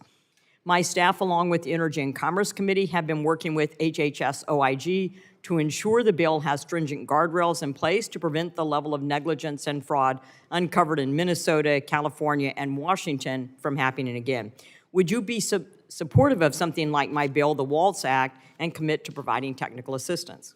I think the bill is a great idea. I would look at the details and work with you on it at HHS, but I think it would have prevented a lot of the fraud that we've seen in the last 4 years. I also want to thank you for your leadership on the MAHA initiative, because as a physician and a former nurse and someone who represents a largely rural district in southeast Iowa, I've seen firsthand how health is shaped long before a patient ever walks into a clinic. The MAHA movement rightly emphasizes better nutrition, chronic disease prevention, and improving the quality of our food supply. So from changing the food pyramid to encouraging nutrition, I just wanted to say that I did not have any nutrition education in medical school. It came in nursing school prior to medical school, and I think that your advocacy for nutrition education in medical school is worthwhile. There are several bills in Congress for nutrition education in medical school. Would this be something that you'd support? Absolutely. And I point out that many of the states now, over 50 of the states have now passed laws requiring for continuing medical education that the curricula includes nutrition. So, the more the doctors know about the nutrition, the healthier our people are going to be. I think your leadership has helped to spur that movement. I also want to highlight the great work done by congressional Republicans and HHS for delivering the largest federal investment in rural health care in American history through the Rural Health Transformation Program, and I heard you mention that earlier. I've hosted 3 roundtables in the past year in my district with all our hospitals, meeting with hospital leaders and FQHCs and community health centers, and advocating at the federal level to ensure Iowa is prioritized for this historic investment. And in fact, Iowa is the first state to disperse funds related to the rural healthcare transformation investment legislation. During my last roundtable earlier this month, hospital leaders brought up a few questions of eligible expenses under the Rural Healthcare Transformation Grant.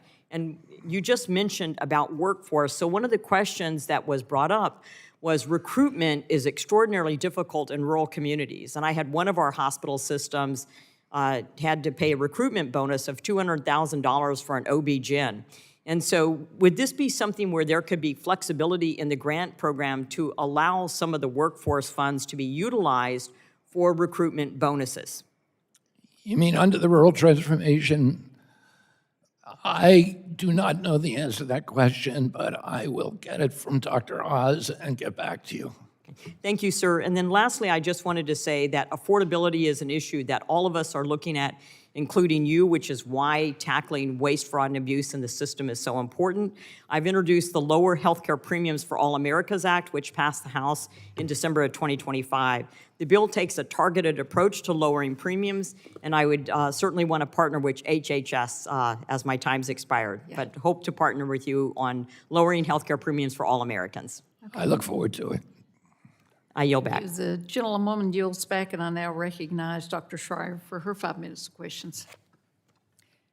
Secretary Kennedy, last week you testified that newborns should only get the hepatitis B vaccine at birth if their moms test positive or haven't been tested. This is a massive departure from a 35-year recommendation for all babies to get the vaccine at birth. Secretary Kennedy, how often does that test miss hepatitis B in moms who actually have it? How often? How often does that test make a mistake? It makes some mistakes. I'm not sure what the error rate is. It's a really important piece of data. It's not a perfect test. It turns out there's a false negative rate of 1 to 2%. And that might be enough for screening the general population, but not when a baby's life is at risk. And so let me just translate. That means if there's 100 moms out there with hepatitis B, 2 of them are going to be told that they don't have it, their children will not be vaccinated based on your recommendations, and then there's a 90% chance that those 2 children will end up getting chronic hepatitis B. Mr. Secretary, do you know what happens when you get chronic hepatitis B? I do. I also know that the death rate in children was practically 0 for hepatitis B prior to the introduction of the vaccine. So it's interesting to say that because generally speaking, what happens with these children is that they don't die as children, but they can spread hepatitis B to other people. But they go on later in life to get cirrhosis of the liver and liver cancer, and they might need liver transplants, and they die prematurely when they are younger in adulthood. And so you're basically sentencing thousands of kids to a terrible chronic illness that you want to prevent for no reason. At the same time, you're suggesting to parents that there's something wrong with the vaccine, that it might not be safe, because after all, why not just give them to every child and not have anybody fall through the cracks? That's your underlying message. Now, there's another shot that babies get at birth. It's vitamin K, and it prevents catastrophic brain bleeds. And now that you've made parents distrust doctors and shots, some parents are now refusing the vitamin K shot and other routine care, putting these babies at risk for bleeding out. This has a name. It's called the RFK Jr. spillover effect. You spread misinformation, you scare parents and confuse them. Parents don't immunize their children or give them other routine care, and then the kids get sick and they might even die. And right now, Secretary Kennedy, given what I just told you about vitamin K, will you just tell pregnant women out there, for the record, yes, you should get your babies the vitamin K shot? Well, first of all, anybody can get a hepatitis B shot and have their Insurance company point pay is- for it. Secretary, the point is that you're discouraging it. You're suggesting it's unsafe. This is what parents are hearing. Why else, all of a sudden, are parents saying no to vitamin K? Will you just tell them, for the record, there's women out there delivering today, that they should get the vitamin K shot for their babies? Are you saying the hepatitis B shot? No, I'm saying vitamin K. Should women allow their babies to get the vitamin K shot so they do not have brain bleeds and strokes? I would refer that to FDA and to the VRBPAC panel. The FDA has approved it. It is a recommendation, but parents are listening to you and they are doubting science. Well, I've never said anything You about are vitamin gambling K, so I don't see how they're listening to me on it. I've never said anything about it. You have not. I would also Sir, point I'm out taking that back there my is time. no vitamin B shot in Denmark, and they have the same rate, hepatitis B. Sir, They I'm have the taking same back rate of my time. hepatitis B as we do. Sir, this is about vitamin K. It is a spillover effect, just like measles vaccines and pertussis vaccine. I've never instilling said doubt. anything I'm gonna public move about on. it. So you saying that women are I'm listening going to move to on, what Mr. I'm saying Secretary. is just wrong. You are putting our country in a position where on I've top never of said, the literally measles- never said anything about it. That's exactly the point. You don't say anything about it, but the doubt you've created about all of medicine and science is causing parents to make dangerous decisions. Are you saying we changed the recommendations? Mr. Secretary, I'm reclaiming my time. The last time we spoke, I told you I would hold you accountable for every vaccine-preventable illness and death in this country, and now I have to add newborns bleeding out because these same parents who are listening to you are not giving their babies the vitamin K shot, and your I've never reckless said policies, anything about vitamin this is K. going to be your legacy. The I've never said anything HHS about secretary vitamin K. that caused kids to die. You're Secretary of HHS, your job is to protect us, and you are putting kids in danger, and I believe you should resign or you should be fired. I yield back. Gentlelady yields back, and I now recognize Representative Kemick for her 5 minutes questions. Thank you, Madam Chairwoman, and thank you, Secretary Kennedy, for appearing before us today. I am going to try very hard to resist responding to what I just heard, but I do want to just say thank you for actually trusting moms to make the best decisions for themselves and their families, rather than continuing to perpetuate the narrative that only bureaucrats in Washington can make recommendations and force people into doing things that they know is not best for them and their children. As we review the fiscal year 27 budget, Secretary Kennedy, I think it's important that we focus not just on how much we are spending, but whether or not we're actually improving health outcomes for the American people. Now, too often, we say that we have a healthcare system, but I personally believe that we have a sick care system. And we have a culture that perpetuates a system of maintenance rather than prevention. And I think much of what your initiatives do is trying to address the cultural issue as well as the structural issues within HHS. So I appreciate the administration's focus on prevention, nutrition, innovation, and I look forward to continuing the discussion on how this budget can move us in that direction while improving access and lowering costs. So recently, we hosted Dr. Bhattacharya in the Gator Nation, North Florida, and I would like to extend a similar invitation to you to learn more about what we are doing at the University of Florida, the #1 public university in the country. I would be remiss if I didn't mention that.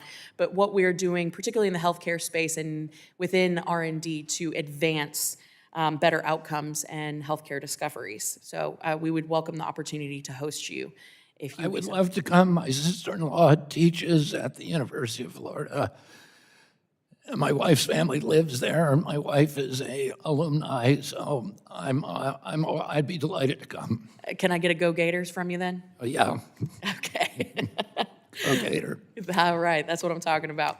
So let's talk about the spending and whether our federal health spending through HHS is actually changing outcomes and not just maintaining the status quo.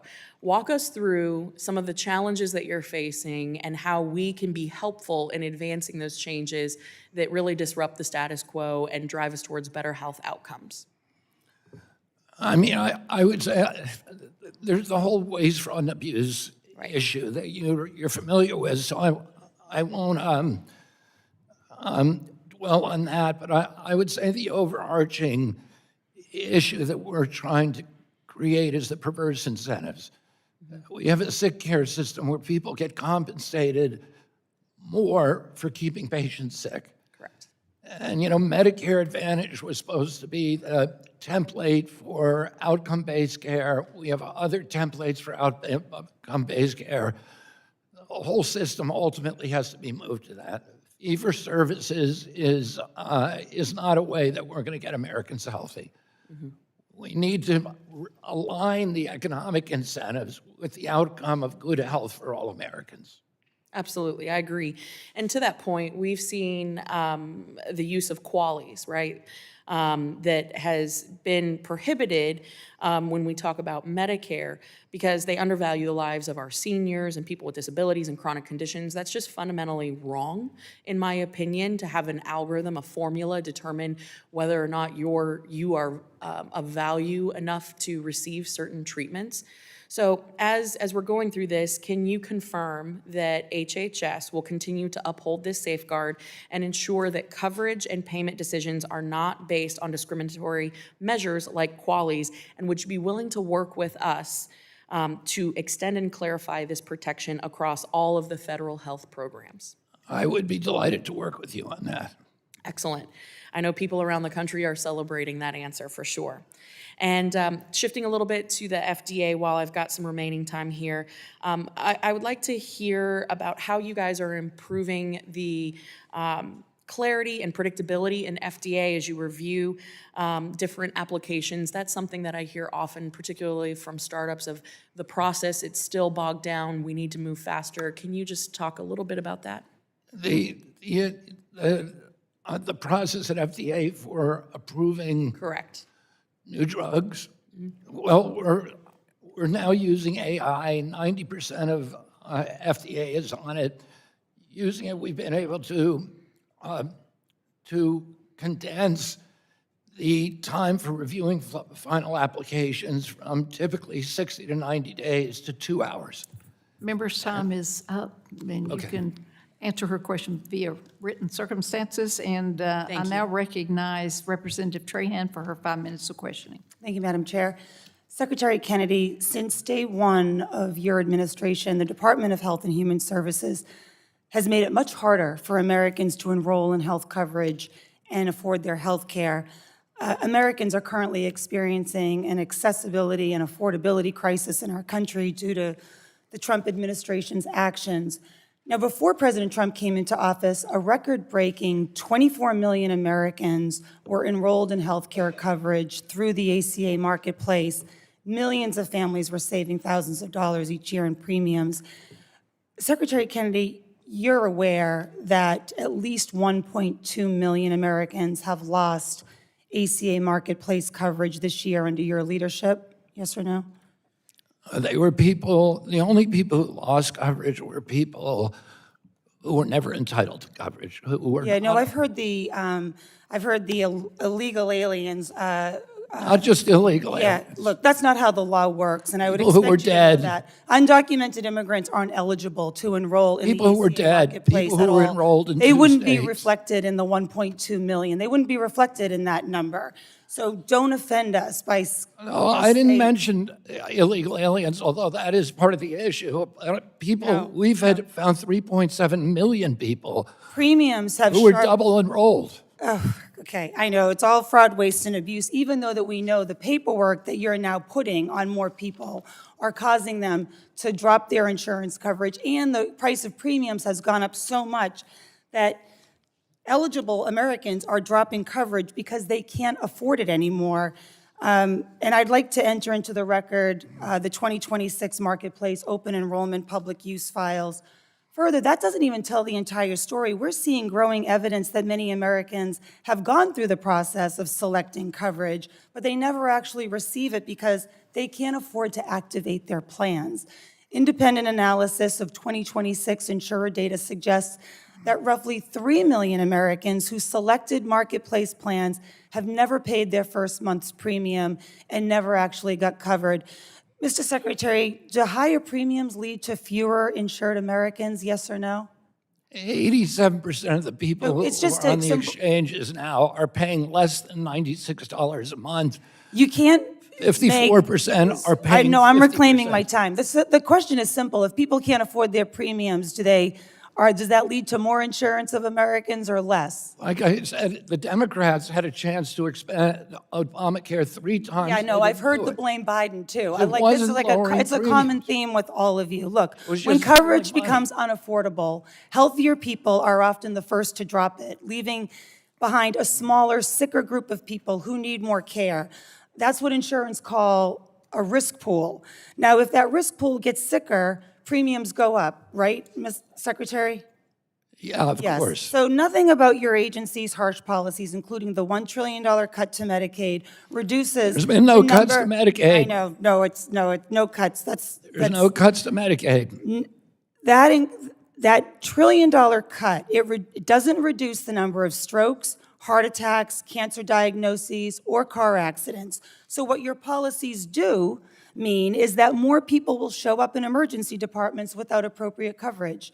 There's been no And when that happens, the cost doesn't disappear, does it, Mr. Secretary? It shows up in uncompensated care, which Look at the experts have Congressional shown is often shifted onto insured patients through higher premiums and out-of-pocket costs.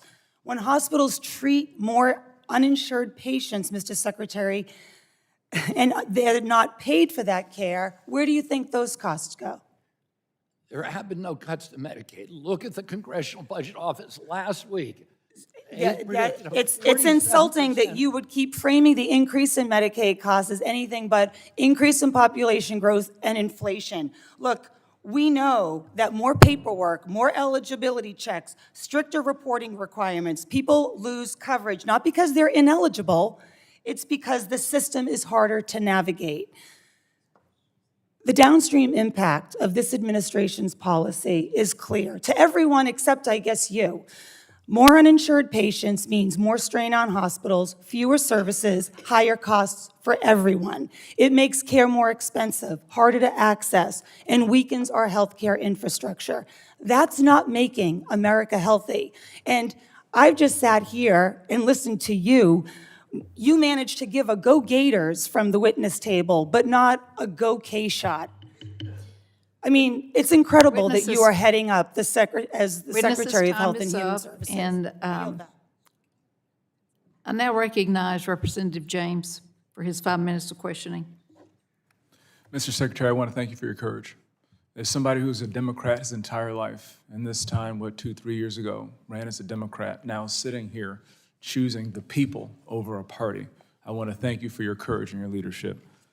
Mr. Secretary, the Department of Health and Human Services issued a rule in 2020 requiring healthcare providers to clearly label prices so that patients can make informed decisions about where to get treated. Under the Biden administration, that rule was not enforced, sir. As a result, patients end up paying radically different prices for the exact same services and the exact same level of care. We're talking hundreds of thousands of dollars different. That's wrong. Dilbert cartoonist Scott Adams had a term for this kind of system, confusopoly. He called it that because the friction makes it difficult to shop around by design. In 2025, President Trump issued an executive order to make America healthy again, which included an April 1st deadline for healthcare providers to comply with price transparency laws. Sir, that deadline was 3 weeks ago, and yet a third of hospitals in Michigan, and I have to imagine around the country, have not fully complied. A big part of the problem is that HHS does not have strong enough enforcement mechanisms. That's why I introduced Patients Deserve Price Tag Act to require price transparency by law, with consequences for health providers who continue to hide their prices from consumers. Mr. Secretary, will you support my efforts to lower prices and increase access, transparency, and quality of care for Americans who are struggling in today's sick care system in America? Yes, I thank you for that legislation. We have already finalized regulations that are now requiring all hospitals in the country to post and certify their prices. And so patients will be able to, if you go into a restaurant, you are able to see the price on the menu. If a car dealer told you, you can buy this car, but I'm not going to tell you the price till afterward, you would not buy it. But that is what the hospitals are asking you to do. Thank you for increasing transparency. we are and giving changing people the that. choice. Thank you, Mr. Secretary. I would appreciate your support on making that permanent so that it cannot be ripped away from the American people after this administration's concluded. Happy to work with you. Thank you, sir. Mr. Secretary, ticks are becoming a bigger problem in Michigan and around the country. My wife and son have Lyme disease and other co-infections, but they don't show through standard antibody testing. If you have the ability to pay for a high-cost test like IGeneX, it shows the strains and confirms Bartonella in her red blood cells, and my son has Babesia in his red blood cells. We know that undiagnosed Lyme causes fatigue, autoimmune conditions, and neuropsychiatric issues in elderly and even schizophrenia in younger patients. We also know that with proper diagnosis, many of these symptoms can be treated and the disease reversed. My concern is that many Michiganders who are suffering from unexplained symptoms may think they've been tested for Lyme, when in reality, they have not because the standard test is not thorough enough. What can we do together to make sure that people are getting thorough and accurate testing for Lyme disease to stop these types of spreads, sir? Yeah, I mean, this is a priority for us, Congressman. Lyme disease has been a hidden disease because the government has been denying its existence. Prior to me getting in, heads of my agency, the leading heads of NIH, were telling the American people it's a myth, it doesn't really exist. We've changed all that. We've conducted a Lyme roundtable with the best experts from around the country. Many people from this body participated in it. We put up a web page. I'm not sure if it's up yet, but it should be up so that people can find the best physicians for treating it. We're putting large amounts of money into Lyme research, and absolutely we should be doing pre-screening for people to see if they have it. So many millions and millions of Americans have this disease and don't know it, and it's absolutely debilitating to their lives. Mr. Secretary, in the time that I have remaining, are there any questions, comments, or concerns that you feel like you have not had the opportunity to address? I mean, I would say the same thing about long COVID, and we're addressing that too. We're getting the best physicians in the country together. We're identifying the treatments and the protocols that work and those that don't, and we're giving patients for the first time good information about it. Thank you, Mr. Secretary, for your leadership and your patriotism. God bless. With that, Madam Chair, I yield. Thank you. The representative gentleman yields back, and I now recognize Representative Veazey for his 5 minutes questioning. Thank you. Secretary Kennedy, I noticed something kind of funny today. You don't really want to talk about vaccines, and your written statement doesn't even mention vaccines once, which is odd because you've basically spent your entire career and life trying to shatter American trust in vaccines. Under your leadership, we're in the midst of literally the worst measles outbreak this country has seen in over 30 years. And in my home state of Texas, we're ground zero. 92% of the over 3,600 cases we have seen are in unvaccinated people. Mr. Secretary, tragically, 2 Texas children have literally died from measles. If you look here at the poster that I have up, two Texas children have died from measles. And this is all under your watch, Mr. Secretary. I don't know why you won't look at the poster. This happened under your watch. Mr. That's Secretary, not one of the children who died. Mr. Secretary, you are the author of a book in which you insisted that the measles outbreaks have been fabricated by government officials to create fear.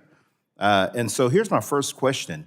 Who in this administration should Texans blame for fabricating the deadly measles outbreak in our state? Did you, well... let me take my time back. 4 days ago, you told my colleague, Representative Suzanne Bonamici, that you, quote, have never been anti-vaccine. That's a ridiculous lie because you're probably the most anti-vax figure that I can remember in my lifetime. And in 2007, you founded the anti-vax group Children's Health Defense. In 2021, you were literally banned from Instagram because you said baseball legend Hank Aaron, an American icon and hero, you suggested that Hank Aaron died due to the COVID-19 vaccine. And in 2022, you compared vaccines to the Holocaust. And in 2022, you said, quote, "There is no vaccine that is safe and effective." And just last year, you dismantled the Advisory Committee on Immunization Practices and replaced independent scientists with anti-vax pseudoscientists who removed 6 vaccines from the childhood vaccine schedule. And after an unvaccinated little girl died from measles in my home state, you told her father that, quote, "You don't know what's in vaccines anymore." So I'm curious as to why such a vocal vaccine skeptic has all of a sudden gone silent on these issues. And Secretary, I have a question for you. Please answer yes or no. Did Susie Wiles or anyone in the White House instruct you or suggest that you stopped talking about your controversial vaccine skepticism? No. Okay. It was reported late last year that Republican leaders were briefed on a memo that made it clear that anti-vax candidates would negatively impact their party's performance in the most competitive congressional districts in the upcoming 2026 midterms. I would like to enter this memo from the Republican polling firm Fabrizio Ward into the record, Madam Chairman. Without objection. Secretary Kennedy, were you made aware of this memo, yes or no?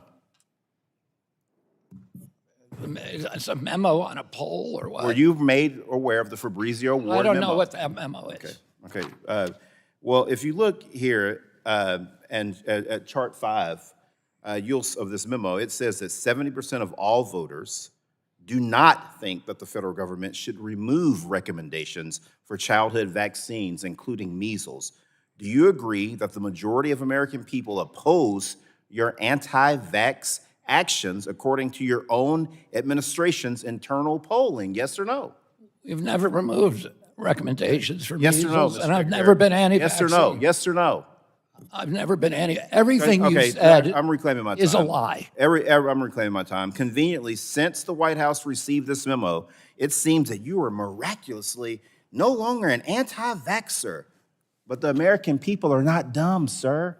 The American people are not dumb. You and I both know what is going on here. You have absolutely not had a change of heart. You do not care about this child with this rash from measles on him. And it took this polling, it literally took this polling to change your public posture about vaccines. This is real life, Mr. Secretary, and you have blood on your hands. I honestly hope that Donald Trump tells you to get to stepping next. I yield back my time. Gentleman yields back, and I recognize Representative Bentz for his 5 minutes questioning. Thank you, Madam Chair, and thank you, Mr. Secretary, for being here today. The Wall Street Journal on April 12th, John C. Goodman wrote in the opinion page, "Trump is making the best of Obamacare." And in that article, he talks about the 2027 ACA exchange rule, which would allow health insurers to offer non-network plans on market exchanges. Health insurers would be able to set reference prices. And actually, this is a really clever idea, and I'm just curious your thinking on it, and if it's one of those things that someone has been trying to get in place for years. I happen to think it's excellent, but perhaps I'm wrong. What do you think? Can you just repeat the proposal?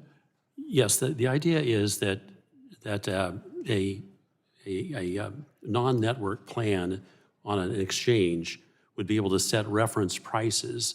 For example, you could say $30,000 for a knee replacement, and then the person who enjoys that insurance coverage could shop around and select other providers to do the work. They wouldn't be stuck inside the space that they might have been required to obtain the coverage from. It's very clever, and it suggests competition as opposed to being stuck someplace. But there's lots going on in this insurance space, so I would enjoy your thoughts. Yeah, I mean, that is President Trump's solution, that we need markets. Markets bring down prices. And Congressman James just talked about price transparency. When we looked at pregnancy deliveries in New York, within a mile of New York, we found 30 hospitals. The lowest was $1,300. The highest was $22,000, exact same procedure. In Detroit, it was $6,000 and $60,000. The reason you have that market chaos is because nobody can choose prices. The more that you impose market disciplines on a market, the lower costs are going to go. It's ultimately the only way we're going to get healthcare costs down, that and ending the chronic disease epidemic. Well, it seemed to me that in studying this situation, this kind of thinking is exactly what we need, because when I go back to my district, the amount that people are paying for health insurance is through the roof. And so this kind of transparency is one step. I'm sure there are others. I think in the budget, I note a few. Do you have, I think you've put in your testimony what you think would drive down prices, but perhaps you can share with us other ideas that will drive down prices. Just so I may share with you, one of my brothers is paying $26,000 a year for coverage with a $10,000 or $13,000 deductible covering 2 people. So what in the world can I go back to him and say, hey, the administration is working on trying to drive these prices down? Yeah, I mean, we have literally dozens and dozens of programs and initiatives for driving prices down. The biggest one is ending the chronic disease epidemic. In 1960, when my uncle was president, we spent 0 on chronic disease in this country. Now we spend about $4.3 trillion a year, and it is rising exponentially. So that's one issue that we are addressing for the first time in history. The drug pricing, the MFN, we were paying the highest price in the world, 10 times in some cases what Europeans were spending for the exact same price that was made in a factory in New Jersey. And now we're paying the lowest prices in the world. The cost sharing, which is the president's proposal, will lower costs, will lower premiums by 10%. And then, I'm sorry,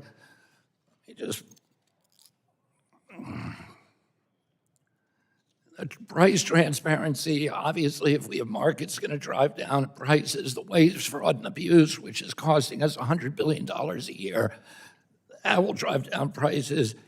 Ending upcoding in Medicaid, which we are finally doing. We're the first administration that's ever doing it. That will lower prices. And then cleaning up the risk pool, cleaning up people who don't belong on Medicaid or Medicare or in the exchanges. When you do that, you improve the risk pool, so that's going to lower prices, and all of those things and many, many others are being done by this administration. Happy to hear it. Thank you, Mr. Secretary. Yield back. Thank you. Gentleman yields back, and I recognize Representative Fletcher for her 5 minutes of questions. Thank you, Chairwoman. Secretary Kennedy, the last time you sat before this committee, last June, I expressed to you my concerns about the funding cuts to medical research. And I know many people across the country share these concerns.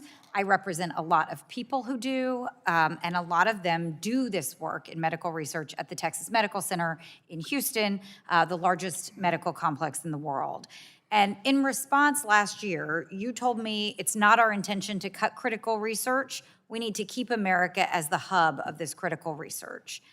And yet for the past year, I've continued to hear from these medical professionals about their serious concerns to the cuts that this administration has made to scientific research.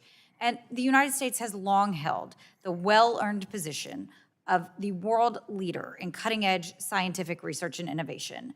But the cuts that this administration has made and is proposing to make in the budget that you are here to support to our institutions, especially to the National Institutes of Health, they're threatening the United States' position as a leader in this research. So I have a few questions. I know you had a conversation about this with Mr. Guthrie and with Chairman Guthrie, and it prompted some more questions. So I want to ask, first of all, do you know how many jobs NIH funding supported in fiscal year 2025 across the country? I think it was, jobs, you mean supported? Jobs, research, supported jobs for researchers through NIH grants and funding. or researchers or internal NIH funding? Not internal NIH funding, but the NIH grant funding process and supports jobs across the country in all kinds of medical research. Do you know how many jobs the funding I coming think from NIH? there were something like 62,000 grants. So there could be entire research teams on each of those. There are research teams. The answer is 391,000 American jobs are that supported sounds by this right. NIH funding. And so, more than 80% of NIH's budget supports these cutting-edge research grants through a competitive, merit-based process that annually awards, as you said, more than 300,000 researchers at more than 2,500 universities, medical schools, and institutions in all 50 states. So it's concerning to me that the fiscal year 2027 budget request that we're talking about today renews the prior push to cap indirect costs at 15% and doesn't address the significant funding delays that we talked about earlier at NIH. At the same time that the US is cutting funding for research, other countries are investing in research. And for example, as you discussed with Chairman Guthrie, China has made no secret of its ambition to dominate biomedical research.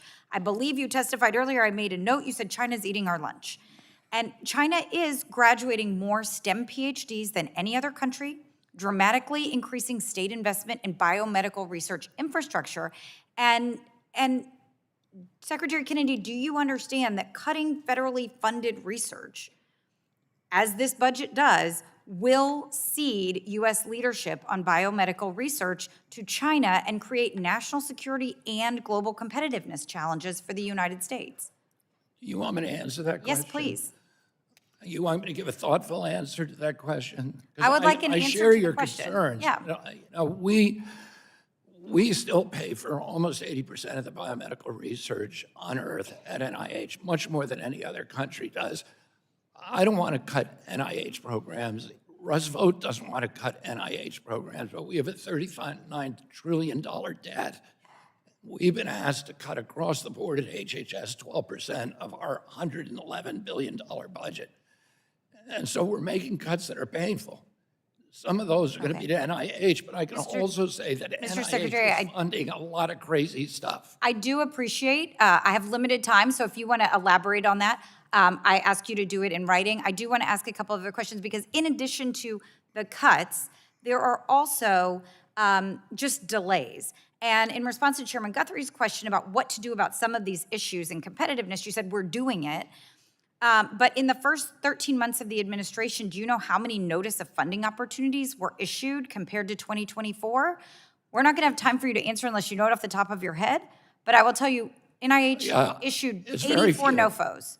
84. I'm happy to explain why that is. 787 in 2024. So, if we are falling behind here, we need to figure out the funding that we are doing. We got to get it out the door. So I have more questions for you. I will submit them for the record. I thank you very happy much, to talk Chairwoman. about that, and I appreciate you allowing me to answer something. So, and I can answer that other one for you, but I'm also happy to work with you on it. Thank you. I'll submit my questions for the record. Thank you, Madam Chair. Gentlelady's time is up, and now I recognize Representative Ruley for his 5 minutes of questions.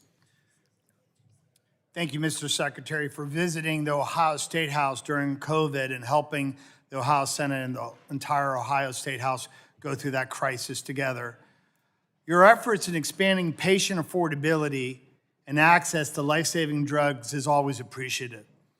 Last August, however, though, the FDA classified desiccated thyroid extract, or DTE, as a biologic, giving DTE manufacturings 1 year to cease production or face enforcement. This action of enforcement is destroying it. This classification also limited the ability for pharmacists to compound DTE, meaning that patients had to switch to much more expensive alternatives. So the question, Mr. Secretary, is what was the basis for the FDA to classify DTE as a biologic? I would say that there is controversy within my agency about that decision, and I am very, very happy to work with you on that, on resolving it. I appreciate that. I invite you to contact my office and contact me directly, and I will work with you on that. With patients facing this August deadline, do you have any steps that you think you could, maybe influence several Congress members and to reassess how we look at this to help your department move forward and get these conversations going to an elevated level? On which subject? On the DTE subject. Is there anything that Congress could do to help your staff move forward? If you call me about it, I will, I'll convene a high-level meeting where we can talk to you and answer your questions and see if there's a resolution. I really appreciate that, Mr. Secretary. And I do have a couple minutes left. Is there anything you'd like to clarify during the last couple hours that maybe you weren't given the opportunity to? Please feel free to do so. Yeah, I mean, there was a number of statements again made about my so-called anti-vaccine. I've always said for 20 years I'm not anti-vaccine. I just want the same kind of testing done for vaccines of safety testing. Hepatitis V vaccine was tested for 4 days with no placebo. A product that's given to millions of children every year. You would never allow a medical product to do that. And so all I want is good testing. I'm not anti-vaccine, or I wouldn't be putting $1 billion into developing new vaccines right now. So it's counterintuitive. Look at my record here and say I'm anti-vaccine. I'm pro-science. I want to ask the right questions. I don't think there's any taboos. I don't think this religious belief that you have to say all vaccines are safe for everybody and they're all effective for everybody, that we all have to accept that, and anybody who disagrees with that is marginalized, vilified, and deplatformed. I think we ought to be able to talk. We ought to be able to talk about science and do it in a way that's dignified and congenial and open-minded. Mr. Secretary, I will say in the last 5 years that I've known you, the one thing that anyone that knows you would say is you welcome conversations and open debate. That's how we grow, and I appreciate your time. And with that, I yield my time back to the chair. Thank you. Will the gentleman yield? I yield it back to the chair. Okay, thank you for yielding back to the chair. And now I recognize Representative Ocasio-Cortez for her 5 minutes. Thank you, Madam Chairwoman. How you doing, Mr. Secretary? Good. Thank you for asking. No, of course, of course. I'm not sure if you remember our last chat about a year ago where we talked about Medicare Advantage. But, I think one area of agreement that we have, I hope, is that these insurance companies are fleecing the public, right? Can we agree on that? Absolutely. And they are, it's highway robbery on the American people, on people who are sick, on seniors. We're on the same page about that, right? Yes. And last year, I brought up Medicare, the Medicare Advantage program to you, because these corporations like United Healthcare, Aetna, are known to be defrauding the public. And really, we know that with Medicare Advantage, it's to the tune of about $80 billion.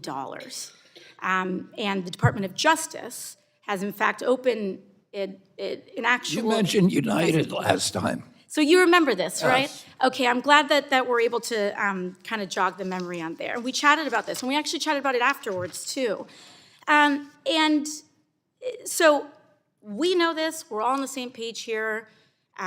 United, CVS, Aetna, they're defrauding the American public to the tune of $80 billion a year. We know that they're doing this to the public. You know it, I know it. We've even had some bipartisan chat about this. And so I was surprised to see about 2 weeks ago, you had decided to give them another $13 billion. And it was used through the mechanism of the MA reimbursement rates. But I want to know, why did you do that? And first of all, I agree with you on everything that you said. We have to look at the reimbursements that the industry get, which they said there'd been a 5% increase in cost. And that if we didn't give them the full 5%, they were going to lose, that it would impair patient choice, particularly in some regions of the country. The industry would leave. We gave them a 2% raise. Right. And I hear what you're saying, Mr. Secretary, that the industry is saying that they're increasing these costs, but the industry is defrauding the public. So we know they're lying. We know they're lying through even their mechanisms. They are upcoding. They are telling us, the public, the government, Medicare, our systems, that people are sicker than they are so that they can get more money. They're lowering their reimbursement rates. They're increasing denial. So we know that these folks are lying. We know that they're bad actors. And if I'm hearing you correctly, we are giving them more money because they're saying that they need it? Can I answer the question? Yeah. First of all, I appreciate everything you've done and you speaking out about upcoding. We are ending upcoding. We're using AI now to detect it, to prosecute it, and to end it.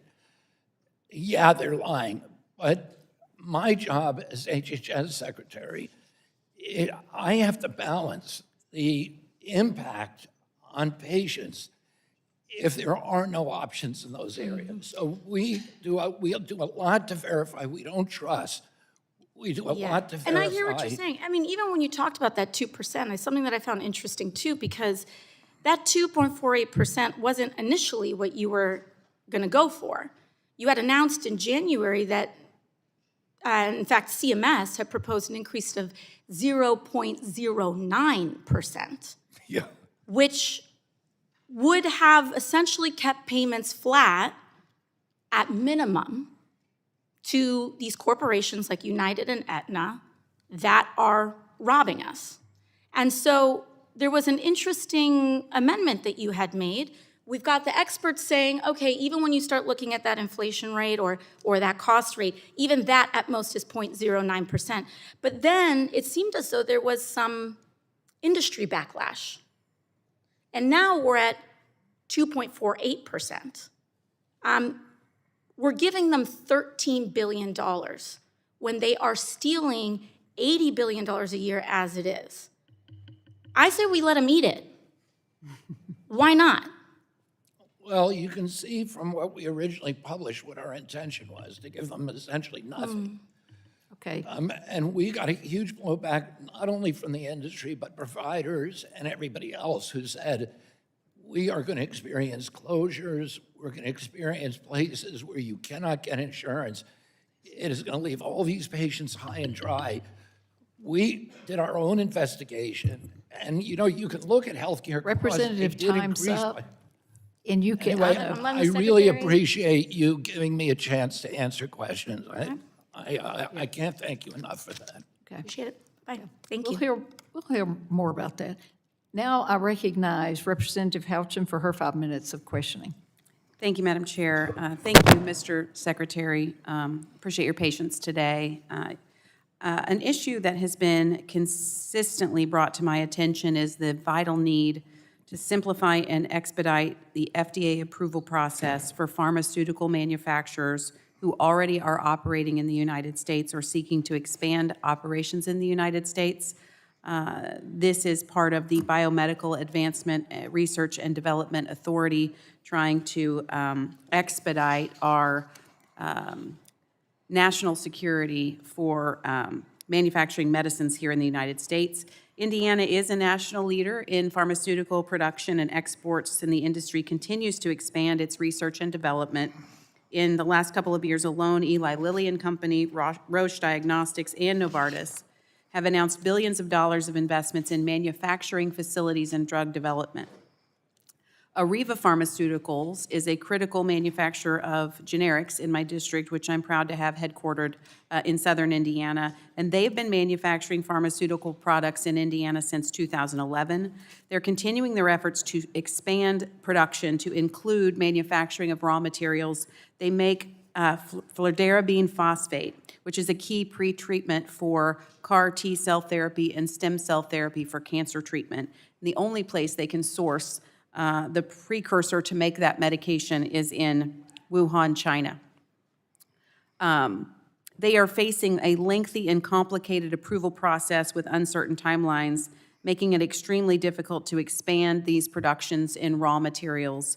Mr. Secretary, what are HHS and the FDA doing to accelerate U.S. pharmaceutical domestic manufacturing of these precursors and minimizing regulatory roadblocks while still maintaining high safety standards? And thank you for asking me that. It's been a huge stumbling block for the production of generic drugs in this country, which are the majority of drugs that we use. And we're getting them all from China and from India, almost all of them from China and India. And it is a vulnerability in our supply chain. It's a national health threat, a national defense vulnerability as well. So we're doing everything that we can to ease the production pains of construction and expanding plants here and getting quick approvals. We have a new, FDA has initiated a new program called the Pre-Check Program that fast tracks these proposals. I'm happy to talk to you or to the people who run this plant to make sure that they're aware of that program and that they can take advantage of it. Thank you. And when we were talking about the cost of medicines in the United States as well, just importing that precursor is $40,000 in shipping. So it would be great to, for the cost of our prescription drugs here, particularly for cancer treatment, to reduce those costs by helping to onshore that manufacturing. I want to switch now to an issue, the issue of long COVID. Long COVID. Yeah. We believe that as many as 44 million people could be affected by long COVID. The more times you get COVID, the more likely you are to develop that. There is research ongoing, including treatment for long COVID, which can be very debilitating to some Americans. I just want to encourage additional attention and research into long COVID for treatment for that. I have some concerns that fibromyalgia might be being diagnosed rather than long COVID, and would be grateful having a family member who has experienced that to just encourage you to continue focus on research for the treatment and diagnosis of long COVID. I mean, we are putting this is a priority for me personally. I have a son who really was debilitated by long COVID. We've had roundtable at HHS for the first time in history. We brought in the best experts from around the country, people like Jordan Vaughn from New Jersey, and the best people who have the most experience at treating it successfully from California, from all over the country. And we are targeting diagnostics to make sure that there's uniform diagnostics of very, very complex illness that manifests differently in almost every person. Treatment protocols are different than people. There is no panacea. And, but there are biomarkers that can tell us what kind of treatments work best for what populations. Thank you. And we're working on identifying those biomarkers, matching them with a treatment, and then getting the patients together with the appropriate physician. Okay. Thank you. My time's expired. I appreciate your Thank service you. and leadership, Mr. Secretary. Young lady yields back, and I now recognize Representative Auchincloss for his 5 minutes of questions. Thank you, Chairwoman. Hi, Secretary. Good afternoon. Good afternoon. I want to talk about the Food and Drug Administration, which reports to you. And by law and by logic, the FDA should make decisions on science, not politics, right? Yeah, that's what we're doing for the first time in history. And I also know that as an environmental litigator, I mean, you really emphasize lifting up the voices of scientists when politicians were trying to pressure them, right? That was a big part of your litigation against environmental toxins, right? Yes. Yes. So I want to make you aware of some of the findings of an investigation I've been doing about the Food and Drug Administration under the leadership of Dr. McCary.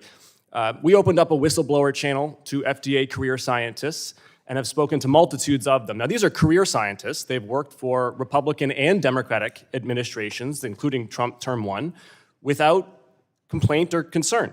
But now in this last year, they are ringing alarm bells. And I want to just have you listen to 3 quotations from very senior FDA scientists who are currently employed at the agency. One, quote, FDA staff have been subject to a steady, unrelenting compromise of our scientific standards to support ideologically driven policy goals, more focused on media sound bites and their own self-promotion than our nation's health. That's one senior scientist. Another, currently employed. Quote, I was pressured into withholding a recommendation for approval for a drug that was intended for a rare disease by Dr. Prasad and other FDA leadership. I know the drug would have been approved had it not been for the political pressure. Number three, another senior career scientist currently employed. Quote, Dr. McCarry's approach has made direct lobbying to the commissioner's office a smart and productive business practice for companies to get what they want. Secretary, you spent your career trying to lift up on the environmental front scientists beating back political pressure. Does this sound like an agency that is effectively lifting up science over politics? I can tell you that all the decisions that have been made at that agency are made with the approvals of panels of career scientists. So that's just not true. So let me reclaim my time. That is categorically false, because there's in fact a program called the Commissioner's National Priority Voucher Program. I've been investigating that as well for the last 6 months.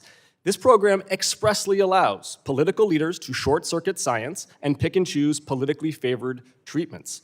Now, White House and FDA leadership have pressed staff to award vouchers to certain companies as part of White House pressure campaigns. And most recently and egregiously, the FDA just issued 3 of those vouchers for psychedelics based on a text from Joe Rogan. And one of those psychedelics was denied by the FDA in 2024. So let's just go through what happened here.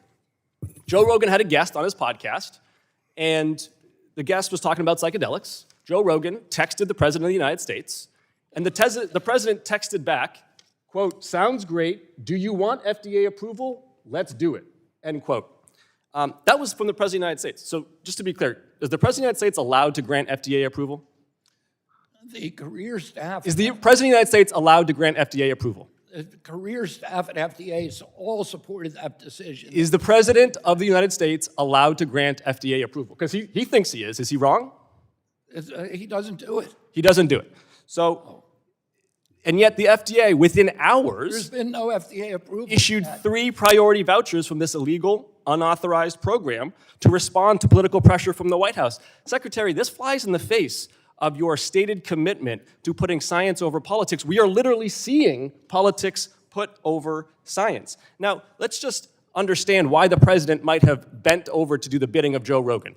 He has a disastrous war in Iran that has led even his most committed supporters in his base, like Joe Rogan, to question his competence. And in order to appease Joe Rogan's ire, he grants FDA approval. Safety and efficacy should be the standard for these drugs. Do you want a grandstand or do you want an answer? Not you want a grandstand or do you want an answer? I want safety and efficacy to be the standards by which psychedelics are approved, not the president's attempt to shore up support from his base for a disastrous war in Iran.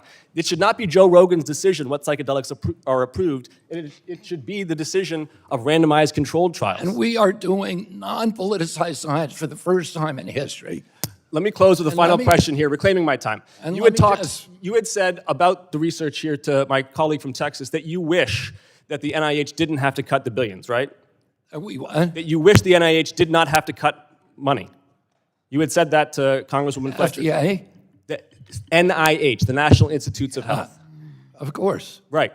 Do you think it'd be a better use of money to spend $1 billion a day on the NIH or $1 billion a day on bombing Iran? Which do you think would be a better use of money? $1 billion a day on bombing Iran or $1 billion a day on the NIH? Members' time's expired. I now go to Representative Langworthy for his 5 minutes questions.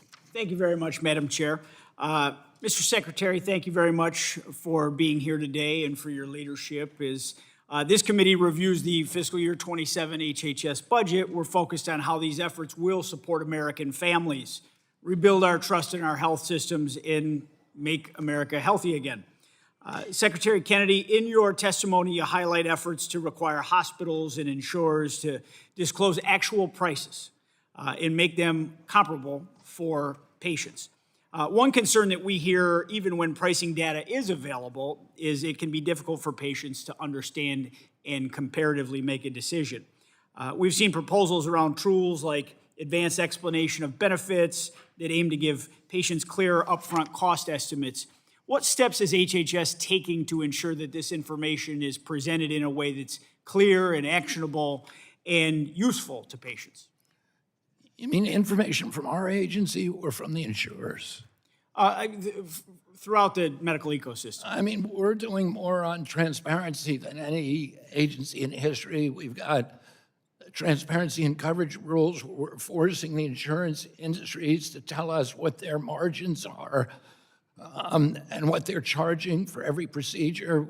Our transparency rules for the hospitals, for the first time, are going to force them to post their prices, all hospitals and all providers, to post their prices, to certify them, to post them ahead of time. And then, you know, we're doing prior authorization where 80% of the insurance industry has now agreed to end prior authorization for 80% of conditions and procedures within a year by 2027. That's great. I appreciate your efforts on that. In just about every other part of life in this country, people know what something costs before they commit to it, and that is critically important. You wouldn't make a major purchase, you wouldn't book travel or sign up for a service without at least a general sense of price, and this is going to be very helpful as people make their healthcare decisions. But unfortunately, in healthcare, you know, to this date, patients have often been expected to make important decisions first, and then they find out the cost after the fact when they get a bill in the mail, and that's an unacceptable way to go forward, and we can't get our arms around the rising creep of cost of healthcare in this country until we really can see in layman's terms where the dollars are going. So, you know, what specific enforcement actions is HHS taking to ensure that providers are actually complying with the transparency requirements that your agency is putting forward? I mean, during the Trump administration, the first Trump administration passed the transparency and coverage requirements. During the Biden administration, they passed at the end of his administration. During the Biden administration, they just didn't enforce them, so there was no resolution of the problem. We've now sent out 1,000 letters. We're enforcing discipline. We have hardened the regulations, just finalized new regulations that will provide draconian penalties for hospitals that fail to comply. So we are going to end that problem. Well, thank you very much. We look forward to working with you and HHS on this issue. On biosimilars, Secretary Kennedy, you noted in your testimony that HHS is taking steps to streamline the development of biosimilars. What specific actions is the department taking to accelerate uptake and ensure that these lower cost options actually reach patients? We've changed the approval process for biosimilars so that they will get fast-tracked. And biosimilars are basically the generic version of biologics. They're 35% cheaper. And we are doing everything that we can to maximize their access to the market as quickly as possible. I appreciate that, Mr. Secretary, because at the end of the day, this is really about affordability for patients and making sure that they have availability of low-cost options. Another key piece of that is increasing competition in the system, and that's why I'm working on legislation to help speed up the development and the approval of biosimilars, cutting unnecessary red tape while still keeping the FDA's strong safety and effectiveness standards in place. We appreciate your time with us today, Mr. Secretary, and we look forward to working together to make healthcare more transparent and affordable for everyone. And I yield back, Madam Chair. Thank you. Gentleman yields back, and I now recognize Representative Carter for his 5 minutes of questioning. Thank you, Madam Chair. Like many of our colleagues, Mr. Secretary, I'm appalled by the chaos that has transpired in HHS in the past year, including at SAMHSA. On January 13th, SAMHSA canceled some $2 billion in grant funding for mental health and substance use programs, putting grantees in a state of uncertainty. Approximately 2,000 grantees received a letter stating they will know that they were being terminated immediately and that no corrective action could align the award with agency priorities. Madam Chair, I'd like to enter a copy of that letter into the record. Without objection.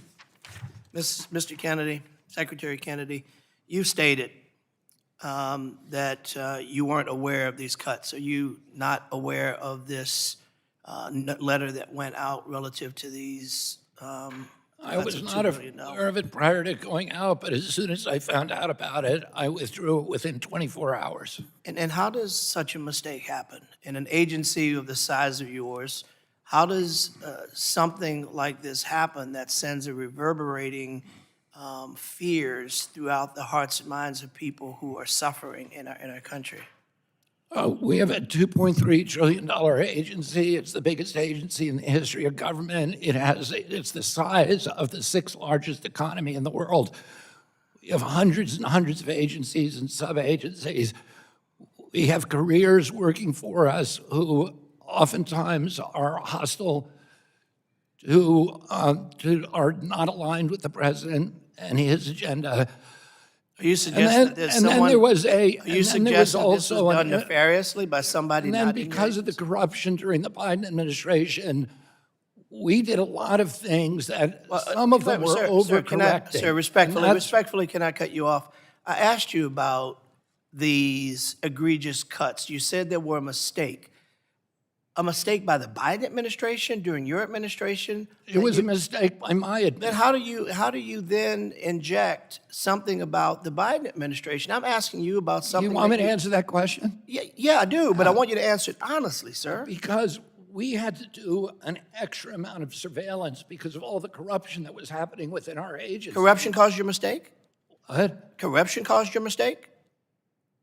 Corruption was Biden's mistake, yeah. No, corruption caused you to mistakenly cancel these grants for SAMHSA? The surveillance procedures and protocols that we had to put in place to stop money from flowing out the door to people who Okay, were let's leave that because you're not respectfully. You're not answering that either intentionally or by. I'm answering your question precisely. You aren't. I asked you about a mistake that you admitted was from your agency. It was and my you're mistake. But then you go on to tell me about corruption in the previous administration. It has nothing to do with you canceling these grants. So let's move on. had a lot to do- Is there any chance that this could happen again?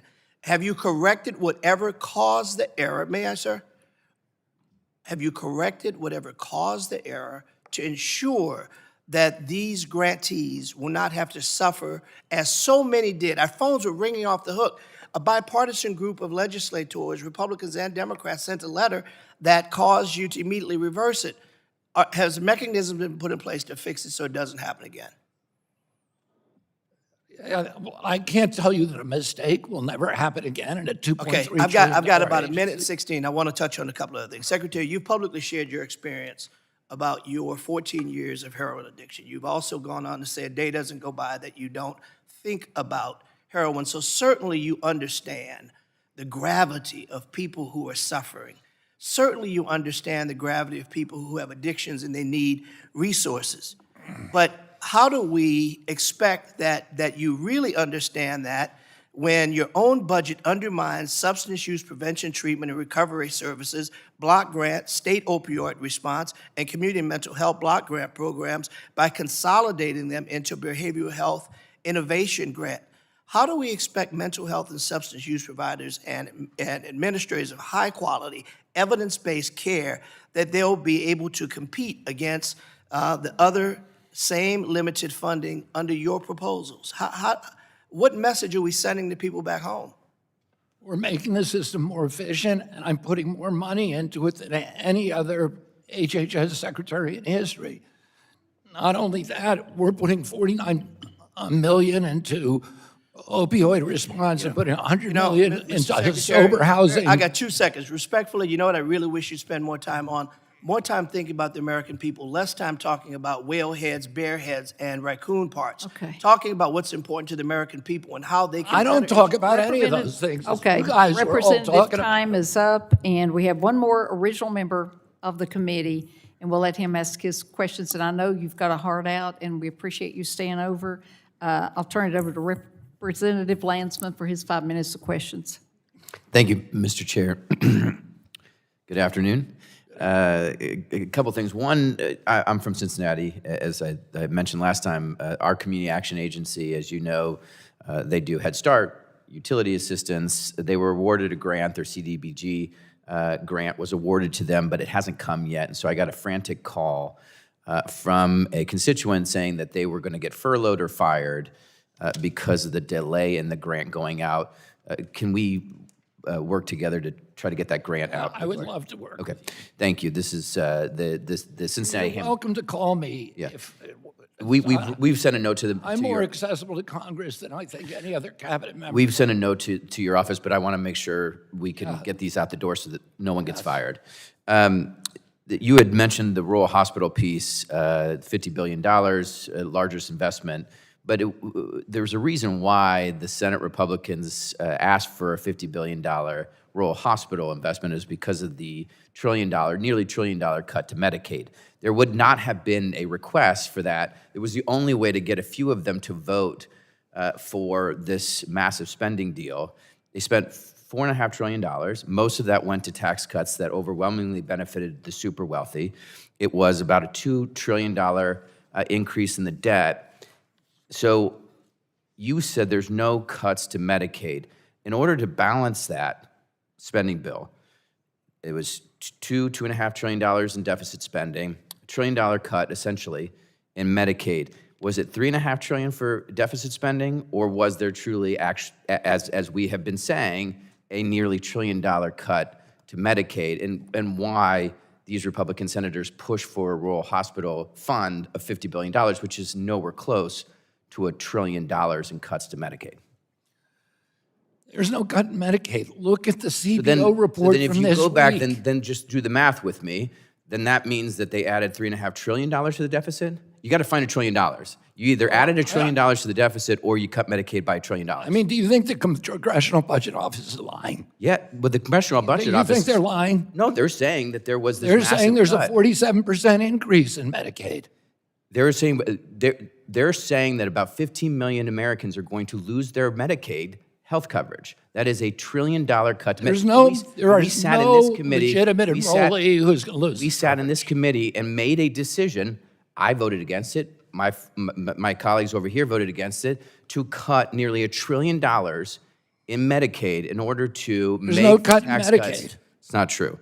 That's the CBO's lying to you. It's not true. I want to get back to everyone knows, every hospital, every doctor, every provider, every patient in this country knows that you all cut nearly $1 trillion in Medicaid. On the Medicare Advantage. You guys keep saying it, but it's a lie. Look at what the CBO says. Are they lying to us? No, they were saying that there was a massive cut. Well, they're saying people are there's going a to lose their coverage. 47% increase. I want to go back to the Medicaid Advantage piece that you mentioned. Medicaid Advantage is private health insurance, correct? Yes. And so when they pushed you to increase the fee, as Ms. Ocasio-Cortez mentioned, you said the reason you agreed to it is because they said there would be no other options. We determined that people would lose coverage. They wouldn't lose coverage. That they'd lose coverage. In the private health insurance market, correct? They'd lose coverage from Medicaid Advantage. Exactly, which means that they could go back to what? Medicare. You could have sent them back to Medicare where they get more coverage and we pay less. Why didn't you do that? Why do you give them an additional $10, $13 billion when the option was just go back to Medicare? Because Americans want to prefer Medicare Advantage. Because they think it's Medicare. Because they think it's Medicare. Because of the name. Do you agree it should be called Medicare Advantage when it's not Medicare? I don't care what they call it. Americans Great. like it. I think we should change the name to something that says this is private health insurance. That's up to you in Congress. Great. Next time you have a chance to negotiate, send people back to Medicare. It's better health insurance and it costs you less money. I look forward to seeing your legislation. I want to add, I have a bill. I'm excited. Maybe you'll endorse it. It does say if you can't adhere to everything that Medicare offers, then you can no longer use the name. Okay, I mean, the reason that people prefer Medicare Advantage, people like my agency, is because it's outcome-based care. Okay, Because the the member insurance signs companies. I got to yield back. Thank you. Thank you. Okay. I know, Mr. Secretary, we had one more waive-on member, and she won't have time to ask her questions, but I would remind members they could submit questions for the record. I ask unanimous consent to insert in the record the documents included on the staff hearings document list, which is here. Without objection, so ordered. So I'd like to thank our witness again for being here today, and members may have additional written questions for you, sir. And I'll remind members that they do have 10 business days to submit questions for the record, and I ask the witness to respond to the questions promptly. Members should submit their questions by the close of business on Tuesday, May the 5th, and without objection, the subcommittee is adjourned.